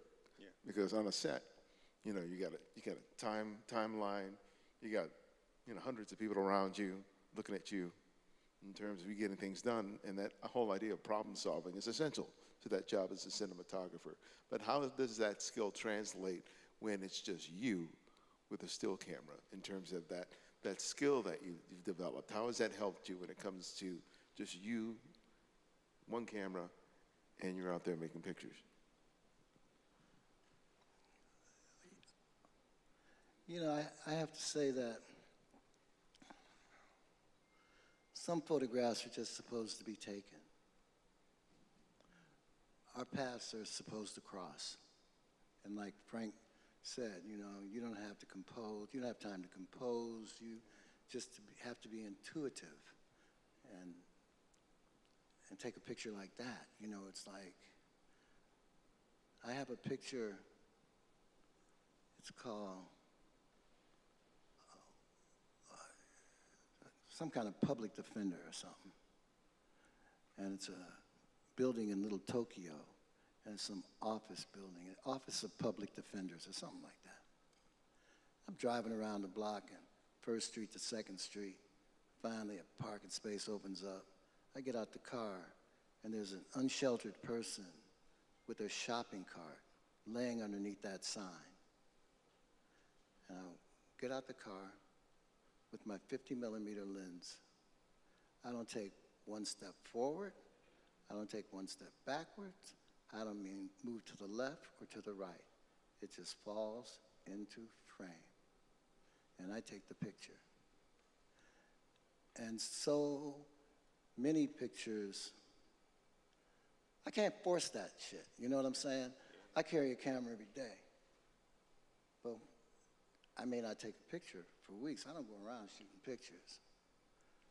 I have the opportunity to see one, and then I'm so respectful to the people that are my subjects. I feel like we're just sharing something. I mean, that picture of 2 men standing in the doorway next door, I took that picture when I was 15 years old, you know, and you know, I don't really know how to answer that question. That's one of my favorite pictures. What? That's one of my favorite pictures. Ask you Yeah. gave me a print of that. Yeah. Yeah. Yeah, you owe me a picture. No, you don't. I'm just kidding. But honestly, that's what I'm saying. I mean, my whole relationship to photography is I'm just given this opportunity to share that space with my subjects. You know, I was looking at, you know, Salgado died yesterday. And I used to refer to him as God's photographer. Absolutely. Because it looked like somebody must have. Yeah, absolutely. It looked like a force just grabbed his shoulders and did like this and said, shoot it, right? I mean, one of his pictures that totally blows my mind is he has this, it's in Africa, there's fires burning everywhere. There's a cat standing with a staff and his leg is on his other leg, you know, like a Maasai. And there's this big cattle, I don't know what kind of thing it is, right? And there's a bird flying between the horns. I'm like, what the fuck? Right? And then he doesn't have the proper credentials to go into this thing in DC where Reagan is speaking. So they don't let him in. He walks out the building, walks around the corner, has the only photograph of the assassination attempt of Ronald Reagan.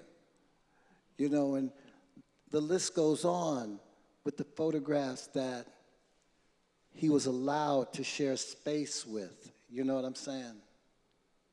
Now, the other thing, too, is that I've been in love with art since I was a little kid, you know. I appreciated art museums and painters and other photographers.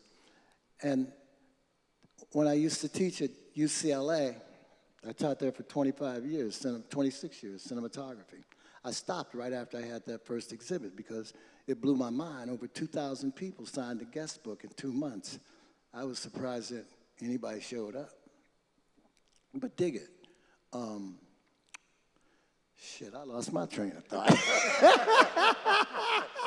We're here for the ride. But what I'm saying is that, you know, everybody has their own techniques. A lot of people have incredible proof sheets with lots of stuff on them. You know, I don't have that. You know, I have lots of photographs that I've never printed. And I haven't printed them because I wanted those first exhibits not to have any celebrities in them. I got a few, you know, but not many. I just wanted it to be like you call fine art photography. You know, I need to get in my archives and do that because I got Miles Davis, I got Alice Coltrane, I got a whole lot of hit people that I need to, and it's time, you know, you gotta have time to do it. But something else I wanted to say was that every time any of us takes a photograph, it's like hitting total on an adding machine. It's like everything that has ever happened to us, every tear, every laughter, you know, every broken heart, culminates in the way that you see things and the way that you relate to life. And when you press that shutter, it's everything you are at that moment. And that's why every one of you takes pictures differently, because you bring yourself to that machine. You know, and, well, that's just a thought. You know, both of you have been getting, you know, deserved recognition, you know, over the last several years for your work, but you've been producing that work for decades, right? Now we live in a generation where it's all about sort of the immediate gratification. People, you know, shooting on Instagram, waiting for their likes. You know, they want that immediate, you know, gratification that someone likes the work, but that's, you can't build a body of work, you can't build a career on those short-lived likes, right? So, you know, we're lucky enough that we did not grow up in that age. But now when you have, a new generation of photographers that basically have sort of grown up in that sort of culture, when you have young photographers coming to you in terms of what they need to do and how they need to do it, what's your advice to them? Well, check this out. Do you guys know who James Vanderzee is? He was Marcus Garvey's photographer. And I had an opportunity to spend some time with him before he died. One of the things he said that was funny was, I said, so what do you miss about taking pictures when you started? And he said he missed splash powder. But the other thing that he said is I said, so Mr. Vanderzee, what's the most difficult thing in photography? He said, it's still the most difficult thing for me, is to be able to make the camera see what I see. And I can relate to that. I can relate to that as a cinematographer and as a photographer. We're always in this state of becoming. You know, we don't ever arrive at something. if you ever say, I'm a good cinematographer, you may as well quit because there's nothing, what else is there to do? Or I finally got that picture, and you lay your stuff down, you know, so there's that process that's continually going on, you know, and, you know, it's the curiosity. I mean, I'll be 75 in December, and when I hit the streets and wake up in the morning, I wake up with a lot of curiosity. And the curiosity is what gives me energy, and the curiosity hasn't changed since I was a young kid. And the camera is exciting to me. It's never stopped being magical. The idea that we could actually walk away with something out of space. Frank, before you answer that question, if there's anybody in the audience who has a question, if you can just come up to the mic, and we'll take a question or two after Frank has responded.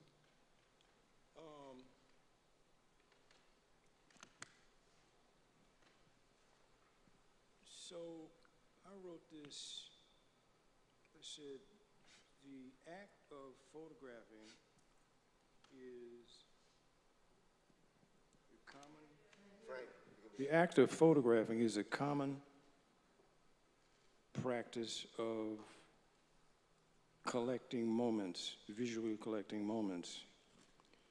And you keep doing that until you end up with a whole bunch of moments. I was asked to write something. I was on the cover of a magazine, and I got the message on an email, and I was on a train going from Paris to Amsterdam, and they asked me to write something, and the last line is, I said something about photographing is collecting moments, and I'm happily becoming the sum of my moments. And if you do that, it keeps them happy in your life. Speaking on Instagram, I'm on Instagram, but I'm on Instagram because I'm not looking for followers, because the kind of work that I produce, my pictures look different every time I see them. So I always repost stuff, and people always say, is that new? I was like, no, it was up 2 months ago. You know, the mystique that the power of the Mona Lisa, people keep going to see that same picture, and everyone sees a different thing every time they go see that. That's the kind of pictures you want to strive to take. And you can do that. You got to do the work. You can't cut corners. You know. So Instagram is a terrible platform for looking at pictures because it's on a little tiny screen. People don't. I bet people won't go to my website and look at the pictures bigger. They'll go on Instagram and look at them, and they'll like or not like it or whatever, or send me a message. I get the nicest compliments. I'm so humbled by the love I get from people. Please don't stop. We haven't seen pictures like this. The difference of stuff you do, you know. And I always, when someone follows me, I try to type back, hello. I send a hello back to them as a connection, because everyone in this room, you like connecting to people, otherwise you wouldn't be here. You know, I'm trying to bring humanity back into this world. I would rather call someone than send them a text. Dig it. You know? You know, I like the idea that the photographs we take just weave humanity together. You know, it just makes us one blanket, you know, one quilt, you know, all of your pictures, my pictures, his pictures. But the worst thing about Instagram is it's so disposable. You know, you'll see someone's work and you'll be blown away by it, and then you can't find it again. Yeah. That's why you got to put it on paper, you know. Yes. Do we have any questions at all? I don't see anyone at the mic. Got a great opportunity. At least one person got a great chance. Call me tonight at 12 midnight, because we'll talk all night. This is like really a performance vibe, because all I can see is the first row. All right. Well, then, real quick, because we don't want to go over time. Each of you, I'd love for you to recommend a photographer. that you would like people to check out that you don't think enough people know about? Who would that be? Well, not many people raise their hands about James Vandersea. So I think you got to see James Vandersea. But then on the other hand, the cat that got me going is Bobby Singstack. He's worth looking at. And Bobby Singstack introduced me to Roy DeCarava. And Roy DeCarava is the compass. He's the Bible of the kind of pictures that we take. And so those are like 3 off the top of my head. Yeah. Frank? I got a Roy DeCarava story. Raise my Frank. Oh, I got a Roy DeCarava story. I had quit working for IBM, and I had started at Transamerica fixing equipment for them, but I was selling stereo equipment. This funny looking dude comes in, long hair, interesting voice, and we're selling, back then the top medium was cassette decks. And the cassette decks we sold were from $100 up to $3,000 in 1979. It was a lot of money. I had a jazz demo tape, showed the dude all these, he sat there all day, and then he left. Guys in the store said, you spend too much time with the customer. He didn't buy nothing. I said, he'll be back. Dude came back next morning, bought a $3,000 tape deck. And so I go to write the receipt. His name is Horace Silver. And I'm like, oh, shit. I'm a photographer. I want a photograph. He said, come by the house. I had a Volkswagen Beetle with a 4x5 camera in the back and no rear seat. And I spent the day photographing him at his house. 2 months later, I walk into, at lunchtime, downtown LA, I go into Olympic Camera, which is gone now. Out steps Roy with this gentleman. And I had the print of him. He's like, oh man, this is cool. Let me introduce you to my friend, Roy DeCarava. And I'm like, oh, I didn't know who that was at the time. He goes, here's my card, man. You come to New York, come look me up. I didn't, but I got to meet him. Years later, when I met Gordon Parks, I didn't make the same mistake. But my photographer, besides Roy and Gordon Parks, is Fan Ho. Oh my God, Fan Ho. Woo! I got interviewed by a Chinese-American woman named Elizabeth Wang Lee, and she said, I just interviewed him. And I said, man, I would have loved to have been there for that. She got him before he died. You look at a lot of photographers, much respect to Henri Cartier-Bresson and Doisneau and Kappa, all these other guys, and people go, hey, you know, and I said, Fan Ho, go look him up. And I get called on the phone. Holy shit, who is this guy? I said, he understood what light and shadow is. And he's up there. He and Roy DeCarava, those two, I think they would have had a wonderful conversation together. We're going to have a whole conversation about Roy. Yeah. I got to say something, though. This is the cat you need to look up. And you got to look him up now because of what Donald Trump is saying about South Africa. And you made me remember because I was about 18 years old. I knocked on Roy DeCarava's door. I was all nervous. My friend told me to go visit him. I knocked on his door, and I stayed up with him till about 3 o'clock in the morning. And he walked me to the train station. It had been raining like hell. And we walk up on this cat who's sitting on the curb trying to light a wet cigarette. And I see Roy go in his pocket. And you know, back in them days, those old cats would have like that big knot of money with a rubber band around it. And I saw Roy give this dude the whole knot of money. And then he gave him his cigarettes. And he said, and we started to walk. He said, do you know who that is? He said, that's Ernest Cole. And Ernest Cole has a book called House of Bondage. And it's about apartheid. And you won't even read what's written because every picture tells the story. And it's the most incredible book. And Ernest Cole had a bounty on his head in Europe and in Africa. And he basically lived in destitute poverty And just before he died, people began to recognize him. But you gotta look him up because he contradicts a lot of the shit that's being said right now. When you told me about him, I went on eBay. I found a first edition book in mint condition for $50. Greg was with me. I have it. I cry every time I read that book. You can't find that book now for $50 because my It's man been blowing up first lately. edition, and it's in mint condition. Yeah.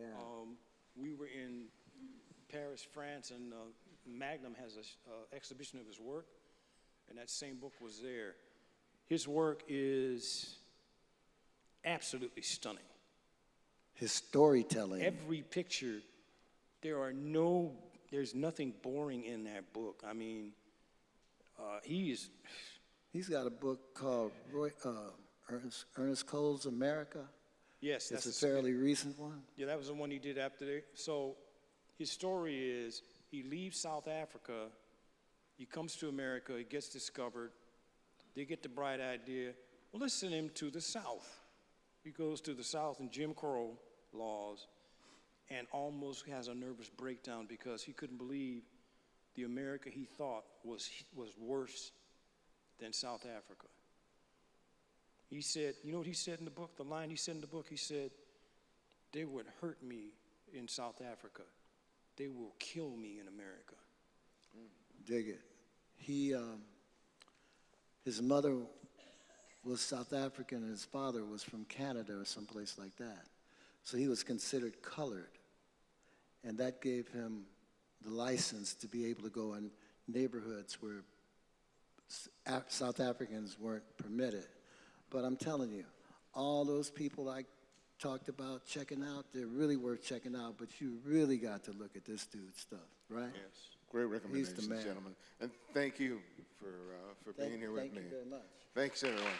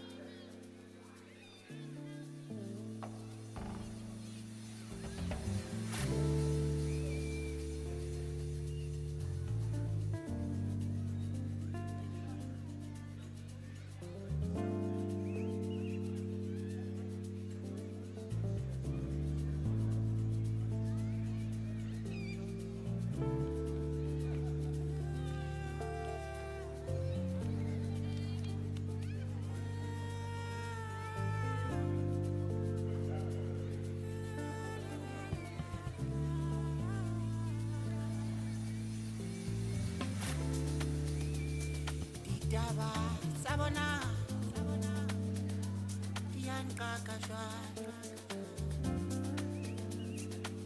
akimametse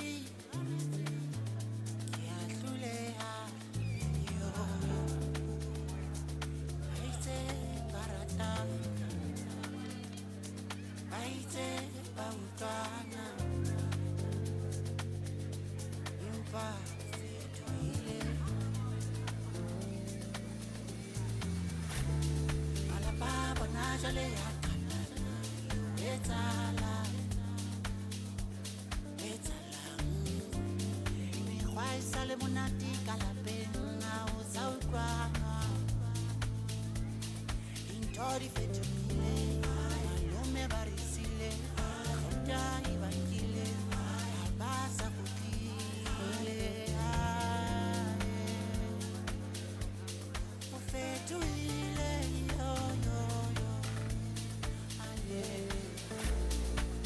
wetsatsi jwang lapeng leso o fetogile yoyo bo malome le bo ragana ba utlwana ba thutile yoyo wetsatsi jwang lapeng leso o fetogile yoyo o fetogile bo malome le bo ragana ba utlwana ba thutile yoyo mama we la we yo mama we ba thutile mama we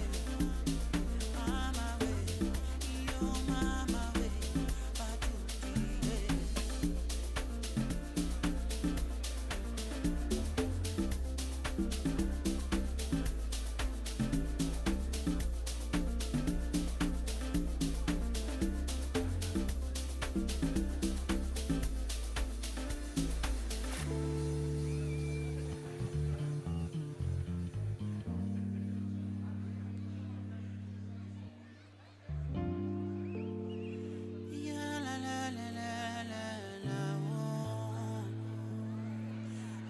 Kabanwa, Sautrana, Matata, Alifati, Kabanwa, Sautrana, Akimatata, Alifati, yo, Alababa Najale Yakana, Betala, mekgwa e sa le monate ka lapeng ao sa utlwanwa dintho di fetogile malome ba re sile gauta e bankile ga ba sa gotlile o fetogile yoyoyo alele wetsatsi jwang lapeng leso o fetogile yoyo bo malome le bo ragana ba utlwane ba thutile yoyo wetsatsi jwang lapeng leso o fetogile yoyo o fetogile bo malome le bo ragana ba utlwane ba thutile yoyo mama we la we yo mama we ba thutile mama we yo mama Hello. We're going to start the second panel in about 10 minutes. So I hope everybody's here. Our two panelists. Great. Just letting you know, we're going to start the second set in about 10 minutes. Thank you.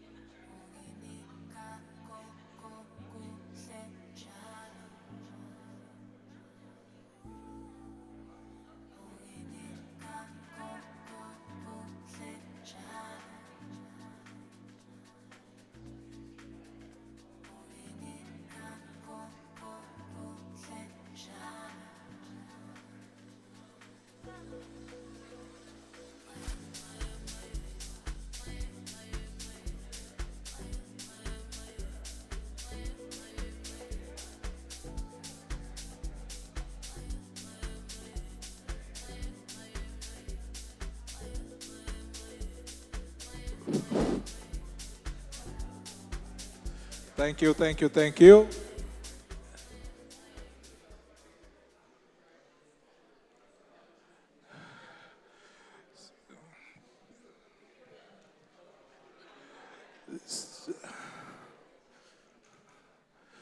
So we're gonna start the second set with Javiera Estrada and Krishna Malhotra.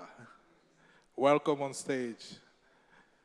And I let Ibario next continue. Have fun, guys. Thank you, Amadou and Yeah. Inglewood Photo Festival for Of having course. us. It's an honor. Thank you, thank you, thank you. And I'm honored to have you as well. Thank you. All right, thanks.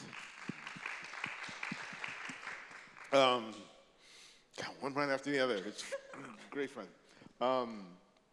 Well, welcome. Welcome. It's great to have you. Checking out your work has been so. I love the excuse to look at people's work, right? And to see two exceptional talents have a chance to have a conversation with me is great. In looking at your, both of you are not American born, right? Each of you was born in sort of another country. So you bring a whole different sort of cultural experience, history, family history to the work, which I think is really important to have a conversation about. And I wonder, in terms of when you take a look at your work within the context of, the oeuvre that you're in, how important is that to not only what you would create, but how you create it? So I was born in Mexico, and I grew up there till I was 7. I think inherently your environment is going to dictate and influence you as a human being, culturally, psychologically, visually. And for me, I'm more of I call myself an emotional photographer and more of a picture maker and not a picture taker. And in that sense, actually it wasn't until a recent trip to Mexico that I realized how much of my work is influenced by my culture. I love color and flowers, and there's a mysticism that is inherent in the culture that I believe comes through in my work as well. So I think who you are is going to inherently be part of your work and whatever you're interested in as well. So for me, my culture is definitely in it, even though I feel I'm definitely more American now, but the first 7 years of your life are pretty influential, and they come through your subconscious, and a lot of my work comes from the subconscious, so definitely I think that growing up in Mexico has influenced the color palette and texture of my work. How about you, Krishna? After listening to Javiera, I'm a little confused. I'm not really sure who I am in that context, because I come from India, and a lot of people sort of classify me as being a black and white photographer. So I wonder, looking back, does India lack color? Is it very black and white? I think it's a very individual thing for me, really is. I grew up in black and white, and which is why I shoot black and white primarily. So I was being a little facetious, Javiera, but I started with film, and I shot black and white mainly. So that influenced a lot of my thinking and a lot of my visual development. But it was kind of curious because about a year back, someone introduced me as a black and white photographer, and I said, wait a minute, haven't you seen my color work? And I showed her my color work, and she was very surprised. So I think it's a process of development. You might start at one point, and you might end up going in a different direction. And ironically, Amadou thinks I'm a traditional photographer, and yet I feel I discovered color because of digital photography. So it's just a set of contradictions that seem to be there, but to me, they're a very natural progression. Yeah, I completely agree, because I started with film, black and white film, and I think that there's a life to a picture that exists solely within the frame, right? And the way you see it with your naked eye is completely different to how it exists within that rectangle. Right? And when you start with black and white, that is an opportunity to start to learn the language of photography. And when you're doing it in black and white, it comes down to contrast, light and shadow, line and shape, gesture.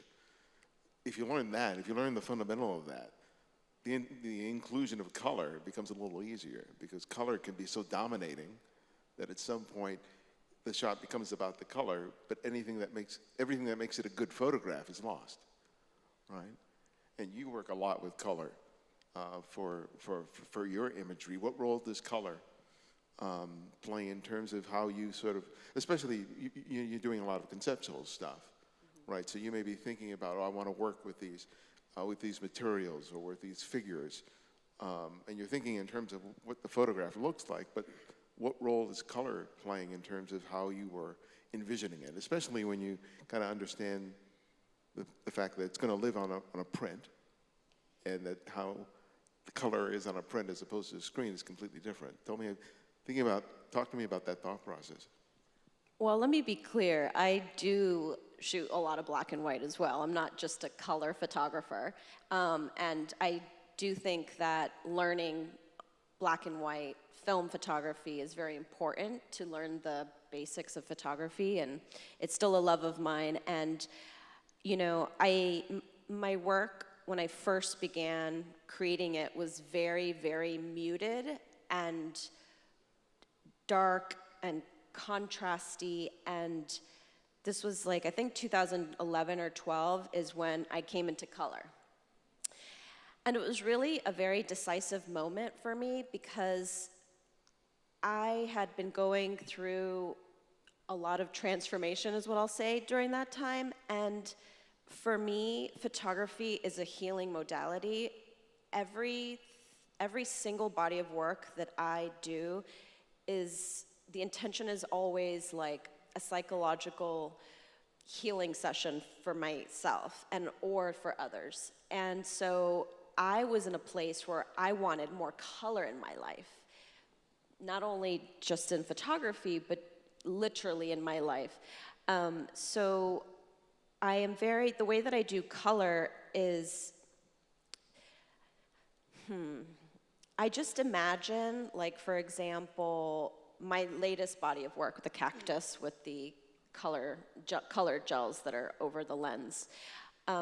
So I took these very monochromatic, stark desert landscapes, and with colored gels, turned them into what the series is called chromatic alchemy. And for me, that was transmuting a very painful relationship into beauty, which is, I would say, a lot of the themes of my work is turning pain into beauty. And so I wanted to, like the desert, where it's arid and dry, yet life still thrives in this environment. And just like humans, if we're put into these arid environments, we create these like metaphysical, thorns to protect ourselves, right? Depending on our childhoods. And so for me, color is very healing, and it holds a vibration, and each color creates an emotion. So blue is healing, orange is, passion, and red is invigorating, pink is love. So that's how I think of color, more like an emotional landscape. Did I answer your question? No. Okay. You're good. Years ago, I worked as an editor at Outdoor Photographer. And there was this was early on, I guess, Instagram or Flickr. And I discovered a photographer who had been photographing extensively in India. And then we had a meeting one time, and they said, oh, we want to do, they wanted to do a spread on India, but they wanted to focus on northern India, which at the time, which I didn't realize, is less photographed than southern India, at least in terms of the Western world. And I know that northern India is primarily where you have sort of photographed. Share the distinction and what makes that particular region of the country unique and attractive to you as a photographer. Well, I find most of Indian culture very fascinating because of its variety. What most people don't realize is just linguistically, we've got something like about over 30 languages that are completely distinct. And these are languages, they're not dialects. So two people speaking those languages will not understand each other. They're so completely distinct. There are at least about 16 to 17 major scripts that you really will not understand unless someone formally teaches you those. So the variety is just fascinating. And I am drawn to all aspects of Indian culture. I've done a fair amount of photography in South India as well, but mostly in North India because that's where I happen to spend most of my time. But there's also an aspect of India that fascinates me, and that is the history, which I've usually tried to capture. And that's really what I've been chasing, typically because there's been a continuity of a lot of that culture. So if I look at my pictures from Delhi, I have really tried to capture a part of the Indian heritage that has continued at least for the last 400 years in Delhi.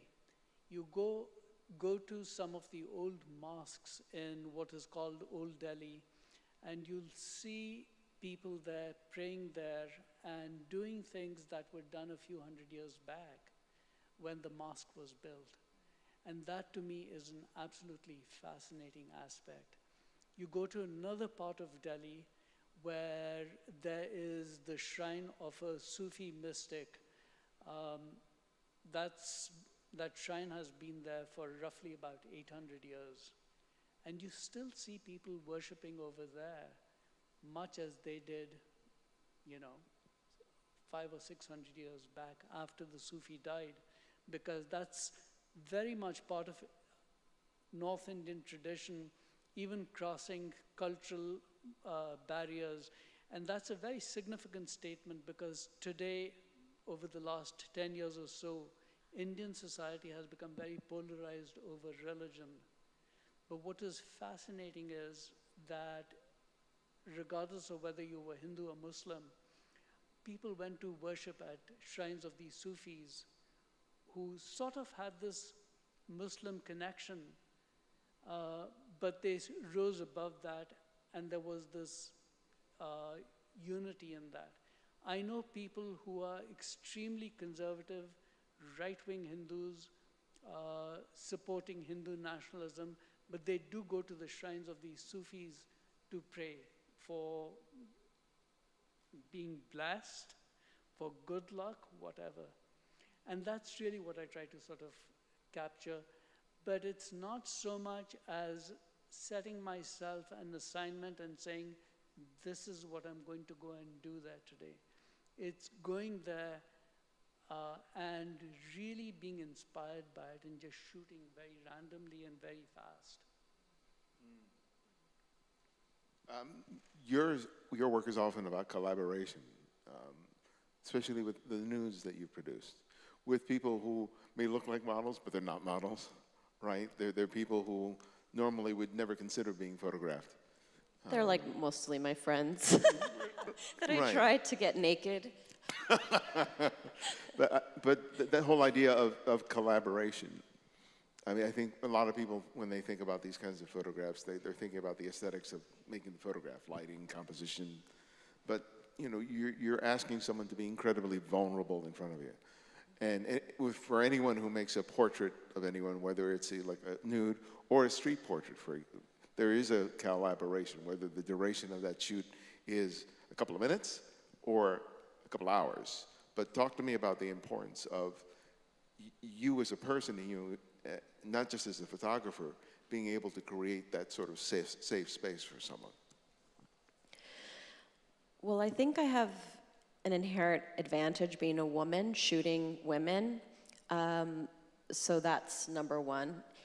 And two, I always say to people that have never shot nude with me, I tell them it's a healing session because it is very vulnerable to expose yourself. And, you know, people are very critical of themselves and their bodies and all of that. So I always want to encourage them to be as free and comfortable as possible and to know that they're beautiful, because whoever's in front of my lens, I think is the most beautiful person to me. Like, something changes behind the lens. Not that they're not beautiful in front, they are too, but it's almost like you get to see them clearer because they're in focus, you're focusing on them. And a lot of times I've had women cry or share, you know, traumatic stories, or it does end up being like a therapy session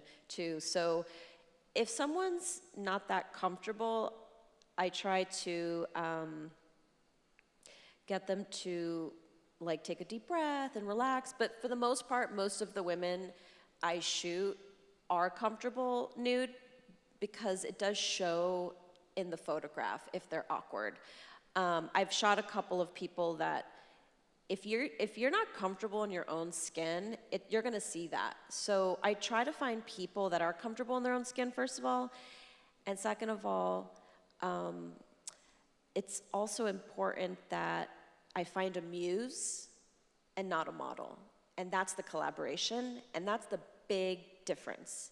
So I am always on the hunt for a muse, and they're like unicorns, you know, they're hard to come by, but when you find them, you'll know my muses because I'll have like 30 images of them because they're just so easy to shoot.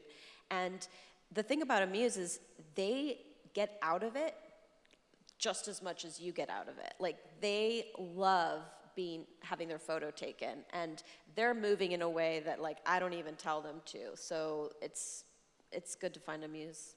I recommend if you're trying to shoot a nude. And how do you find the experience? You know, you go back to India, I think, like once a year, at least to make photographs. And I know for me, when I've traveled abroad, especially when I've, you know, traveled to developing countries, that the experience is very jarring to go from that and here, right? Because it's just like, we have so much access to everything here. And I go back and it helps to just shift my perspective and priorities. But for you as a photographer, as a creative, when you go back and you return each year, how does, you know, your normal day-to-day life here, when you go back there, how do you feel that that's sort of shaping the way that you see it and the way you photograph it? I don't think it really affects my photography, and really after living outside of India for about 5 or 6 years, it stopped affecting me. It's like I'm just going from one natural zone to another natural zone. I'm equally comfortable in both. And I've stopped kind of going through that transitional phase that I used to when I first left India. But in terms of how it impacts my photography, it's very significant because I do see what I shoot over here is in a very different style,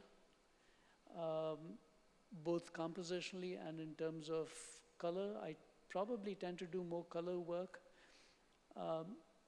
My son lives in Brooklyn, and I've been visiting him about once a year. And I see him doing a lot more color work in Brooklyn than I did in India. So that's kind of strange, but it's self-discovery. It's not intended, it's not planned. So it's a strange kind of transition. For me, when I make photographs, like I took a trip to Japan. My first trip to Japan was in 2019. And immediately when I got back, I took a look at what I shot, and it was all shit, right? And I realized it was just too soon, that I needed time between making the photographs to actually being able to evaluate them for what they were. And I realized that distance of sort of time is really essential for me to sort of really get a sense of what the hell I was doing. I'd like for both of you sort of speak in terms of that process between the actual capture, living with the work for a while, and then sort of kind of figuring out what was it that you actually created during shooting, because I think sometimes it has to germinate in order for you to get a complete understanding of what you've actually made. Yeah, I struggle with that one because I let things germinate for a really long time. There's like gardens growing everywhere. I have like projects upon projects upon projects that are germinating.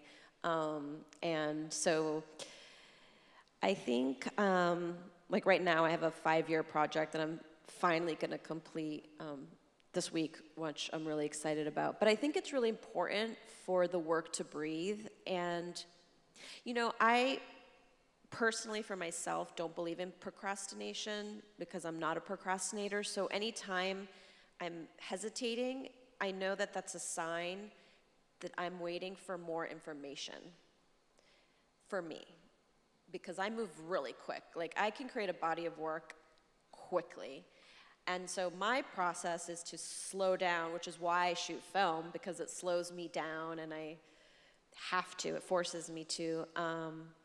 And, you know, sometimes you have to sit with work for a while to know if it's good. Like, specifically when I was doing collage work, I would have the collage out and I would look at it, and then I'd come back the next day and I'd look at it, move a piece, come back the next day. And it could be like 3 or 4 months before I felt satisfied with that piece. So I think it just depends on the piece and the work. But I think, you know, time will tell you when it's ready. What do you think? I work in a very different way.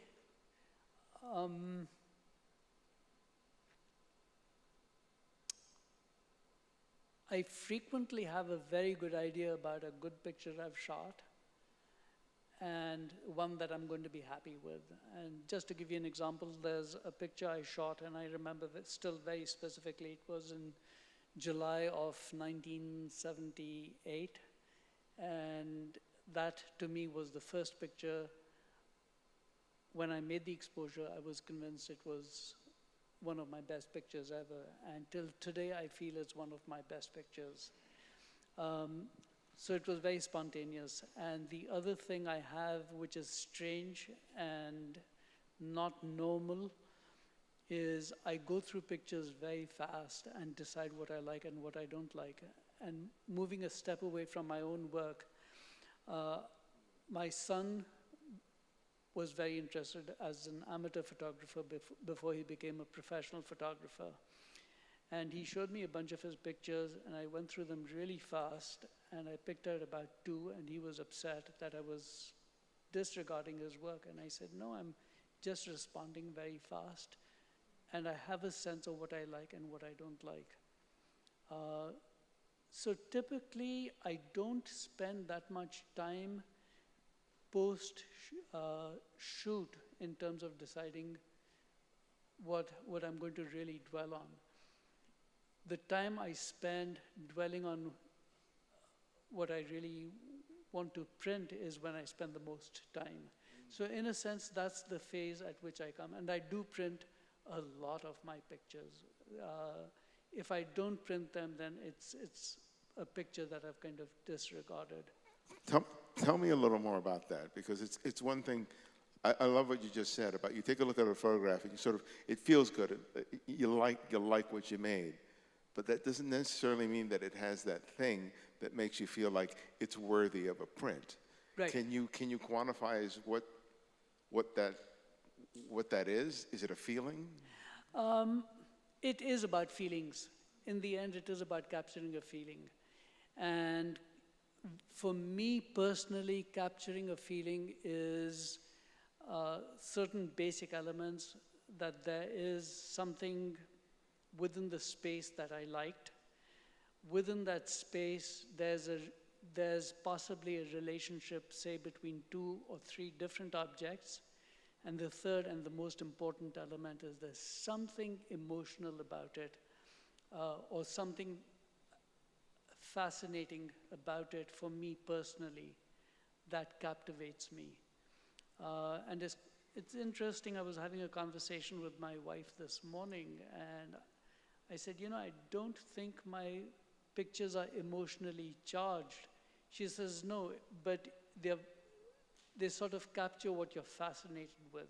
And you tend to be fascinated with different things, and your pictures capture that.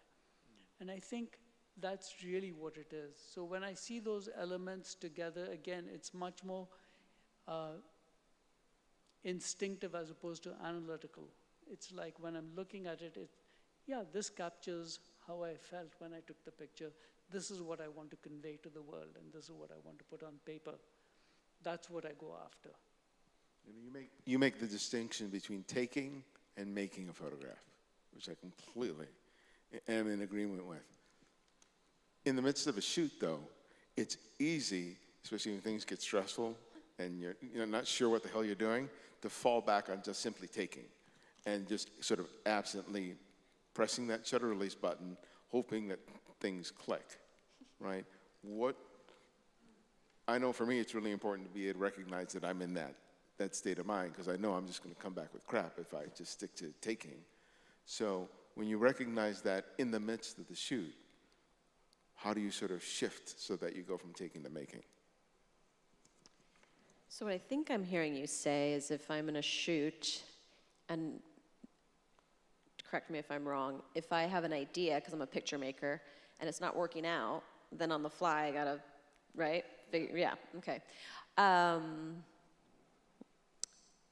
That doesn't happen that often because I am so specific. So it depends on what I'm doing. And because I'm shooting a lot of times for projects film, I don't have that luxury. I actually don't shoot that much, ironically. I'm always like, I don't even feel like a photographer sometimes, because it's like, I haven't picked up my camera in like 3 months. And then all of a sudden I'll just shoot a lot. So I'll only shoot like maybe 3 rolls of film max, like, because I know what I want.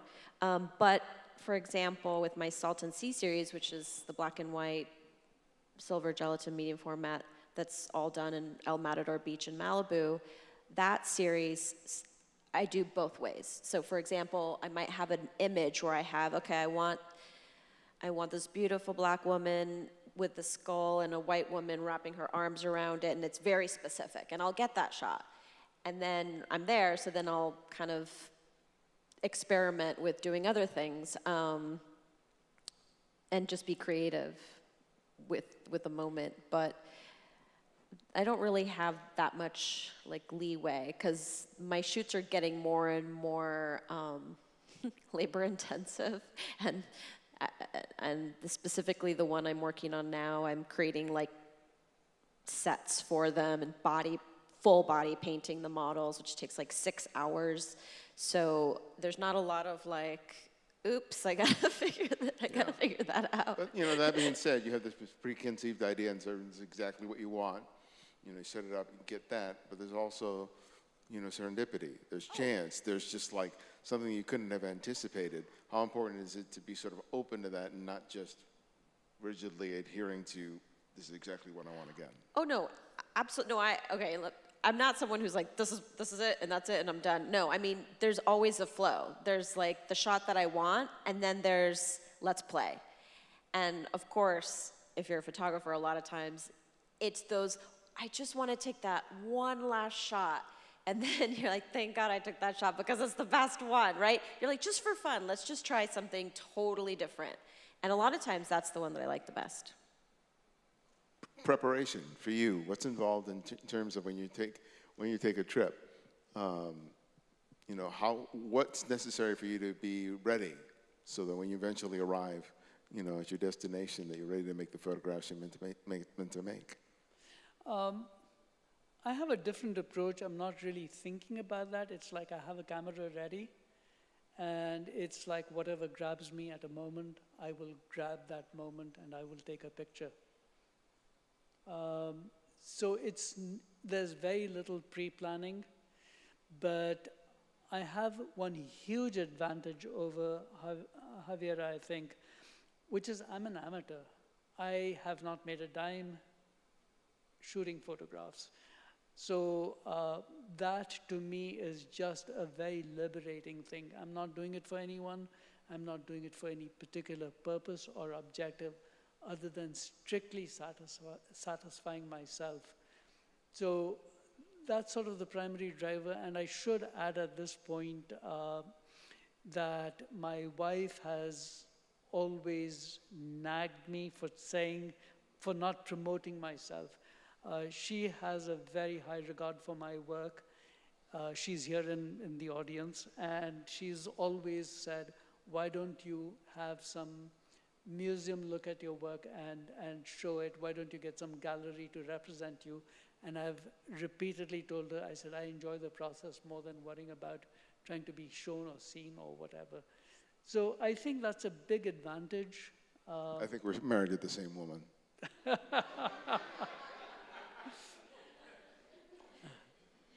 ahead, I'm sorry. So that's a big advantage, that when you're doing it as an amateur and you're not really driven by any external motivation, it's liberating in a sense for me personally. That's the perfect word, liberating.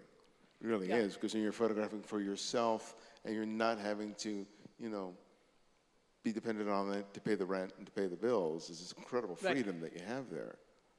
I mean, I still feel like an amateur. I don't think one ever feels, that you're there, wherever that is. But that idea is a really important one, because I think there's the struggle, especially early on when you're making pictures, is self-justification. Spending all this time and money on this hobby, right? And especially people who aren't photographers, they just don't completely understand it. It's like, are you making a living in it? Are you selling anything? Well, then why? Right? They don't ask that of golfers, and they're just kicking a ball around. No offense to golfers out there, but I think that one of the important things, I think, for any photographer is this idea of being able, I'm making these pictures because I love making these pictures, period, right? And that can be enough. But inside, you can struggle with that, whether or not you're a dedicated amateur or someone who's aspiring to make a living from it, right? You have to make that okay for yourself to pursue to pursue it and spend all this time and effort and money into it. Early on, I'm sure that was a struggle for either of you. How did you sort of surmount that? It's physically impossible for me to do something I don't want to do or am not inspired to do. I know what kind of work I could make and make bank, which is a bunch of beige art, which I am not interested in doing. I'm very connected in the interior design world, and I see what they buy, and I'm just like, or like, the aerial shot of a beach somewhere. I mean, it's like I see the same images over and over and over and over again, and I'd be like, it'd be so easy for me to do that, but I can't. Like, I just physically can't do it. So I just do my weird art. I mean, yeah. And luckily, people are into it sometimes. So that's nice. How about you? Well, it's very hard to say what drives you. There are two aspects to it. One is you could ask an opium user, why do you use it when it's just a waste of money? It's not producing any profits for you. On the other hand, it's something that gives me an amount of deep pleasure to do it. Why I chose it, how I got interested, I can't really explain. If going into my own psyche, it's not like something inspired me. It's like I was driven by it from when I was very young. I love your story, because you were talking about you tried to build your own camera, right? That is absolutely true. Yeah, this idea of some kid trying to figure out, okay, I got to figure out how to create a leaf shutter, and just the sort of even though he doesn't completely grasp what's involved in it, there's this obsession with I want to make not just this box that takes pictures, but it's the pursuit of making the photographs. That ultimately it was about this goal about I want to create this, and I need to create this because at the time you didn't have ready access like we have now. You pick up a phone, and they have a camera. But that wasn't available to you, and it took you a while before you were able to get a quote-unquote real camera in your hands. Right, and there's a further story to it. I basically had to save money for about 5 years to buy my first camera, which was a Pentax KX, which I still have and which still works perfectly without ever having been serviced. Yes. It makes you value it all the more, that it took so long and so much effort to Right. finally get this thing. We take it for granted now. I mean, a picture-taking device is immediately available, you know, regardless of price, you know, it's there.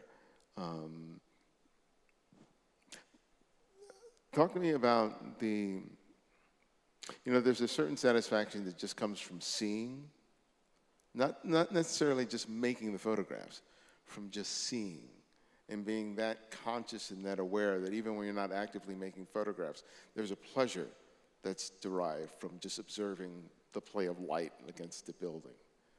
For me, that's a daily thing. And talk to me about when you're not making photographs, the importance of observation. I notice everything, and I'm always aware of light.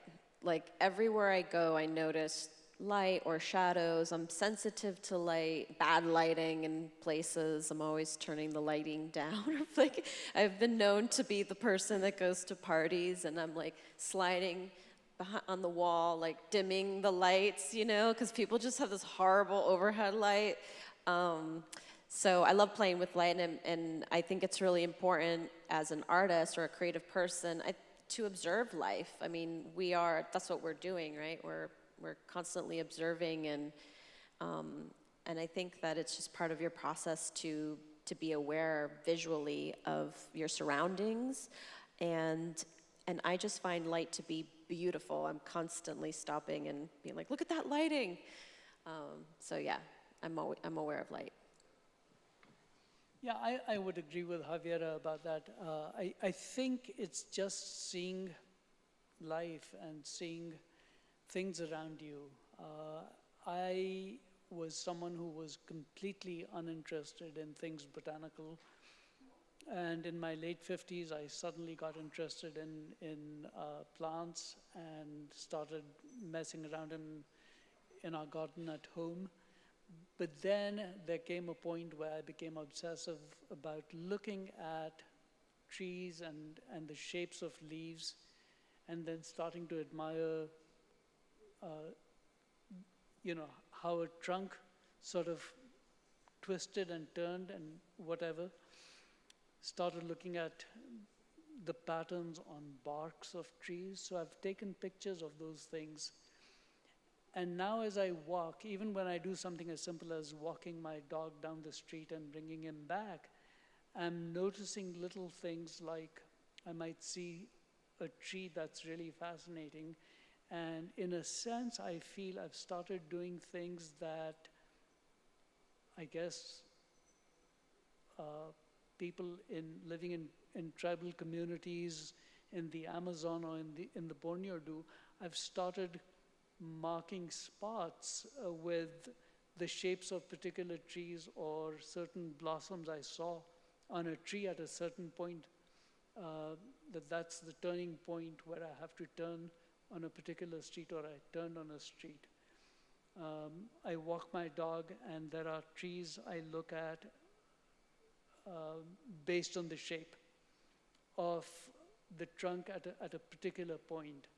And I think I have to come back here with my camera. So it's little things like that, something that you never thought about, that keeps repeating itself.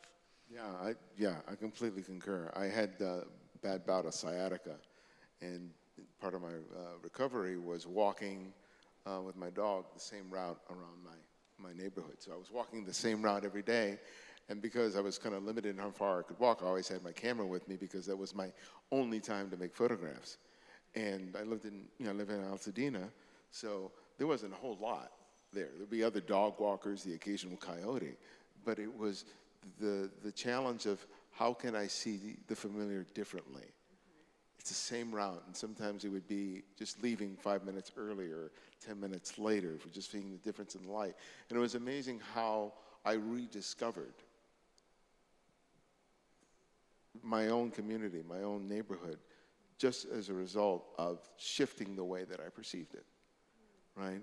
And that's really important because, a lot of people think, okay, when I go to that destination, be it India or the Dominican Republic or France, oh, that's the opportunity I'll have to really kind of like make pictures. But I think a real photographer is constantly seeing. They're constantly observing. When you're looking for inspiration, where do you go? Not necessarily, it doesn't necessarily have to be another photographer or other photographs.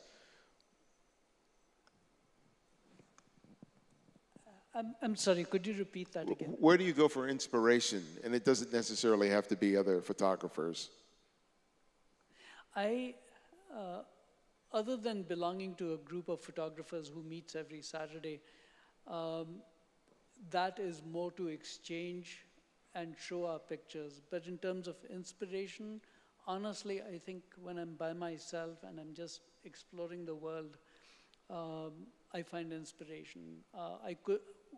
When we were driving down today to come over here, my wife and I were driving down, and I said, look, isn't this fascinating? I mean, this really shows aspects of Los Angeles where you have native black culture, well, I shouldn't use the word native, but Angelino black culture here, right next to Mexican culture where you have, Louisiana spicy fried chicken next to Lupe's tacos. It's fascinating. And then you have people, vendors selling things. You could be in a market somewhere in Tijuana, a weekend market in Tijuana, and it's the same thing you see over here, which is so fascinating. So that's what grabs me. And it's something I intend doing, walking down a few miles along Manchester, taking pictures of people over there. But then I go into the San Gabriel Valley, and it's a completely different set of circumstances, conditions that inspire me.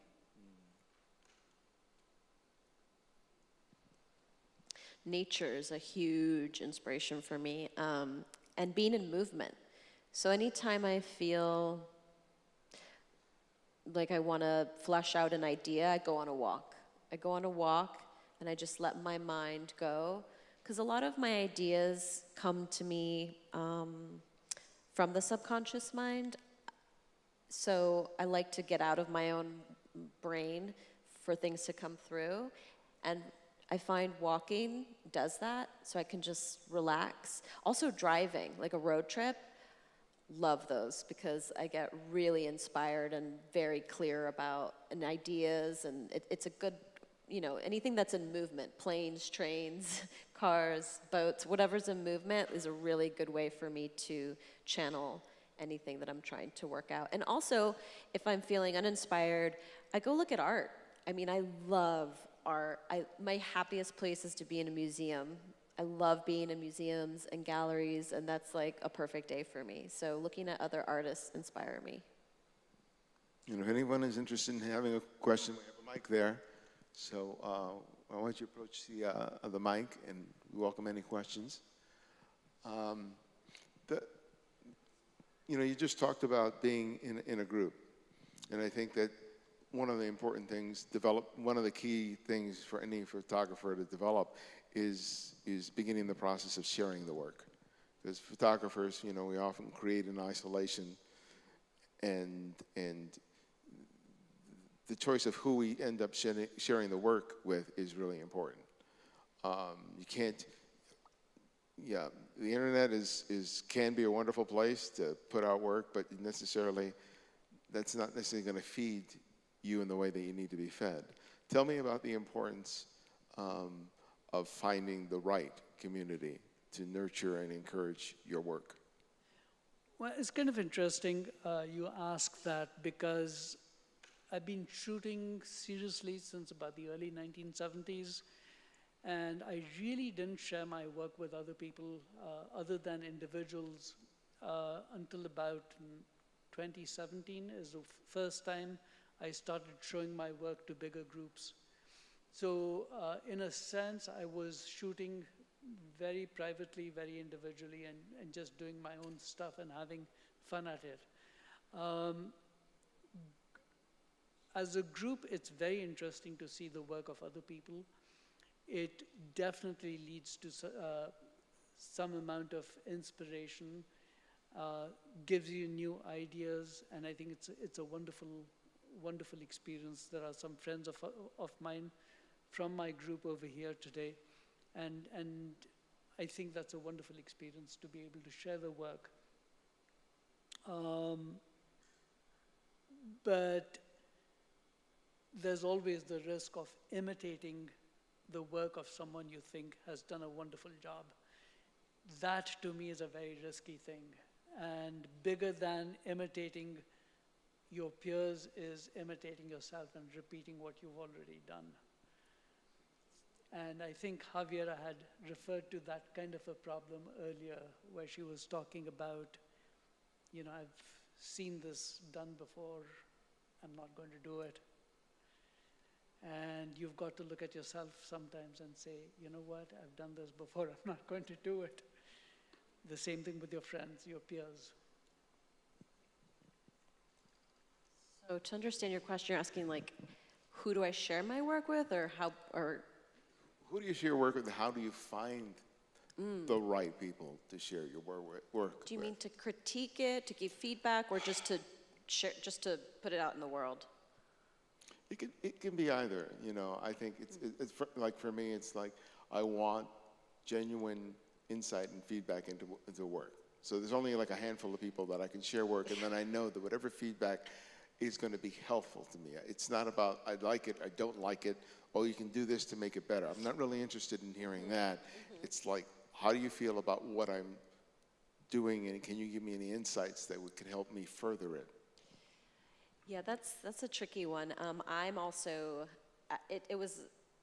for a very, very, very long time, I wasn't interested in feedback because it didn't matter to me, because I was going to make what I was going to make. I needed to make the work. It didn't matter what people thought, and I didn't want to be influenced by anyone else's opinions.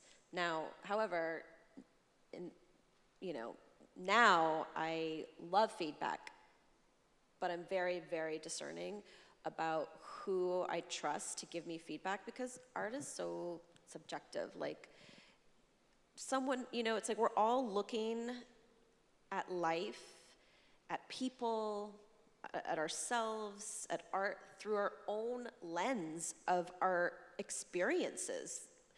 We're all here in this theater, and we've all had completely different lives, and each of us is a culmination of all those experiences, so none of us can really see the same thing. We're looking at everything through our own lens, so how can you have someone else look at something that has been your own experience? So for me, it's an intuitive thing. I am friends with a lot of artists, and there's some people that I really, really, like, I can tell when we have the same taste. I'm like, okay, I can get feedback. There's like, literally, I can count like maybe 2 or 3 people that I will allow to give me feedback.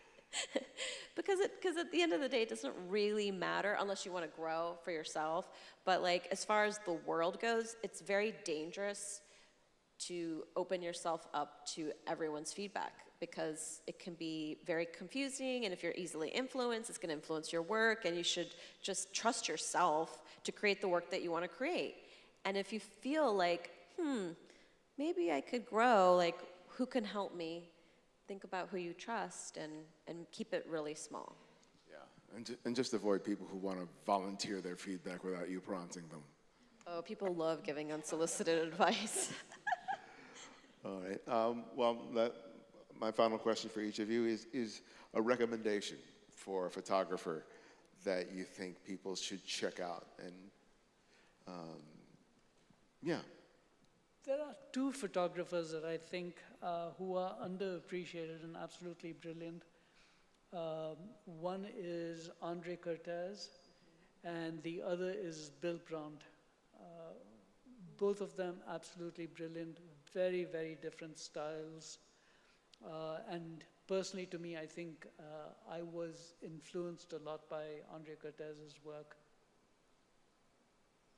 That's hard to narrow down. I have like so many.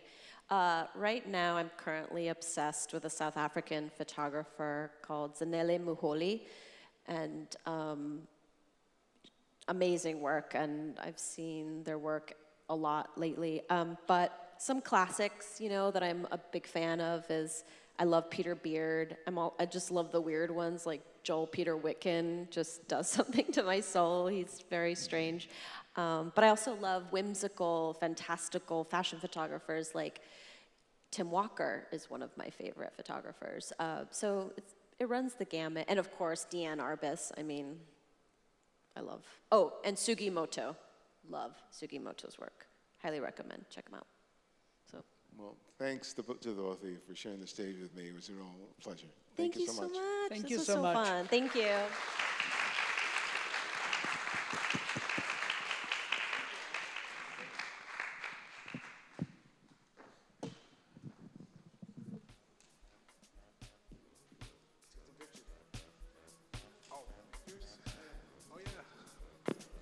Well, thank you, everyone.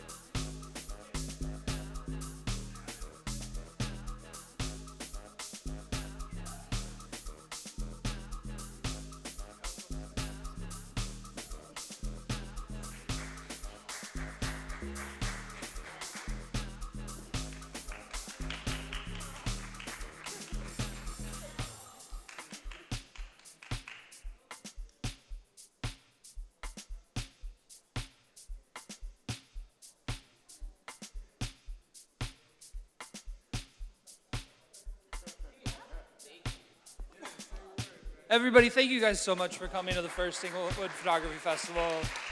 Really means a lot that you guys all made it out. We're still in the exhibition space until 7 o'clock, so come on over, have some drinks, listen to some music, and look at some photography. Thanks, everybody. And thank you, Colin. Thank you. You're a genius. Yeah, and thank you, Yeah, and thank you, Theater team. CJ. Huh? Whole team here. Yeah, whole team. No, wicked. Yeah. Wicked.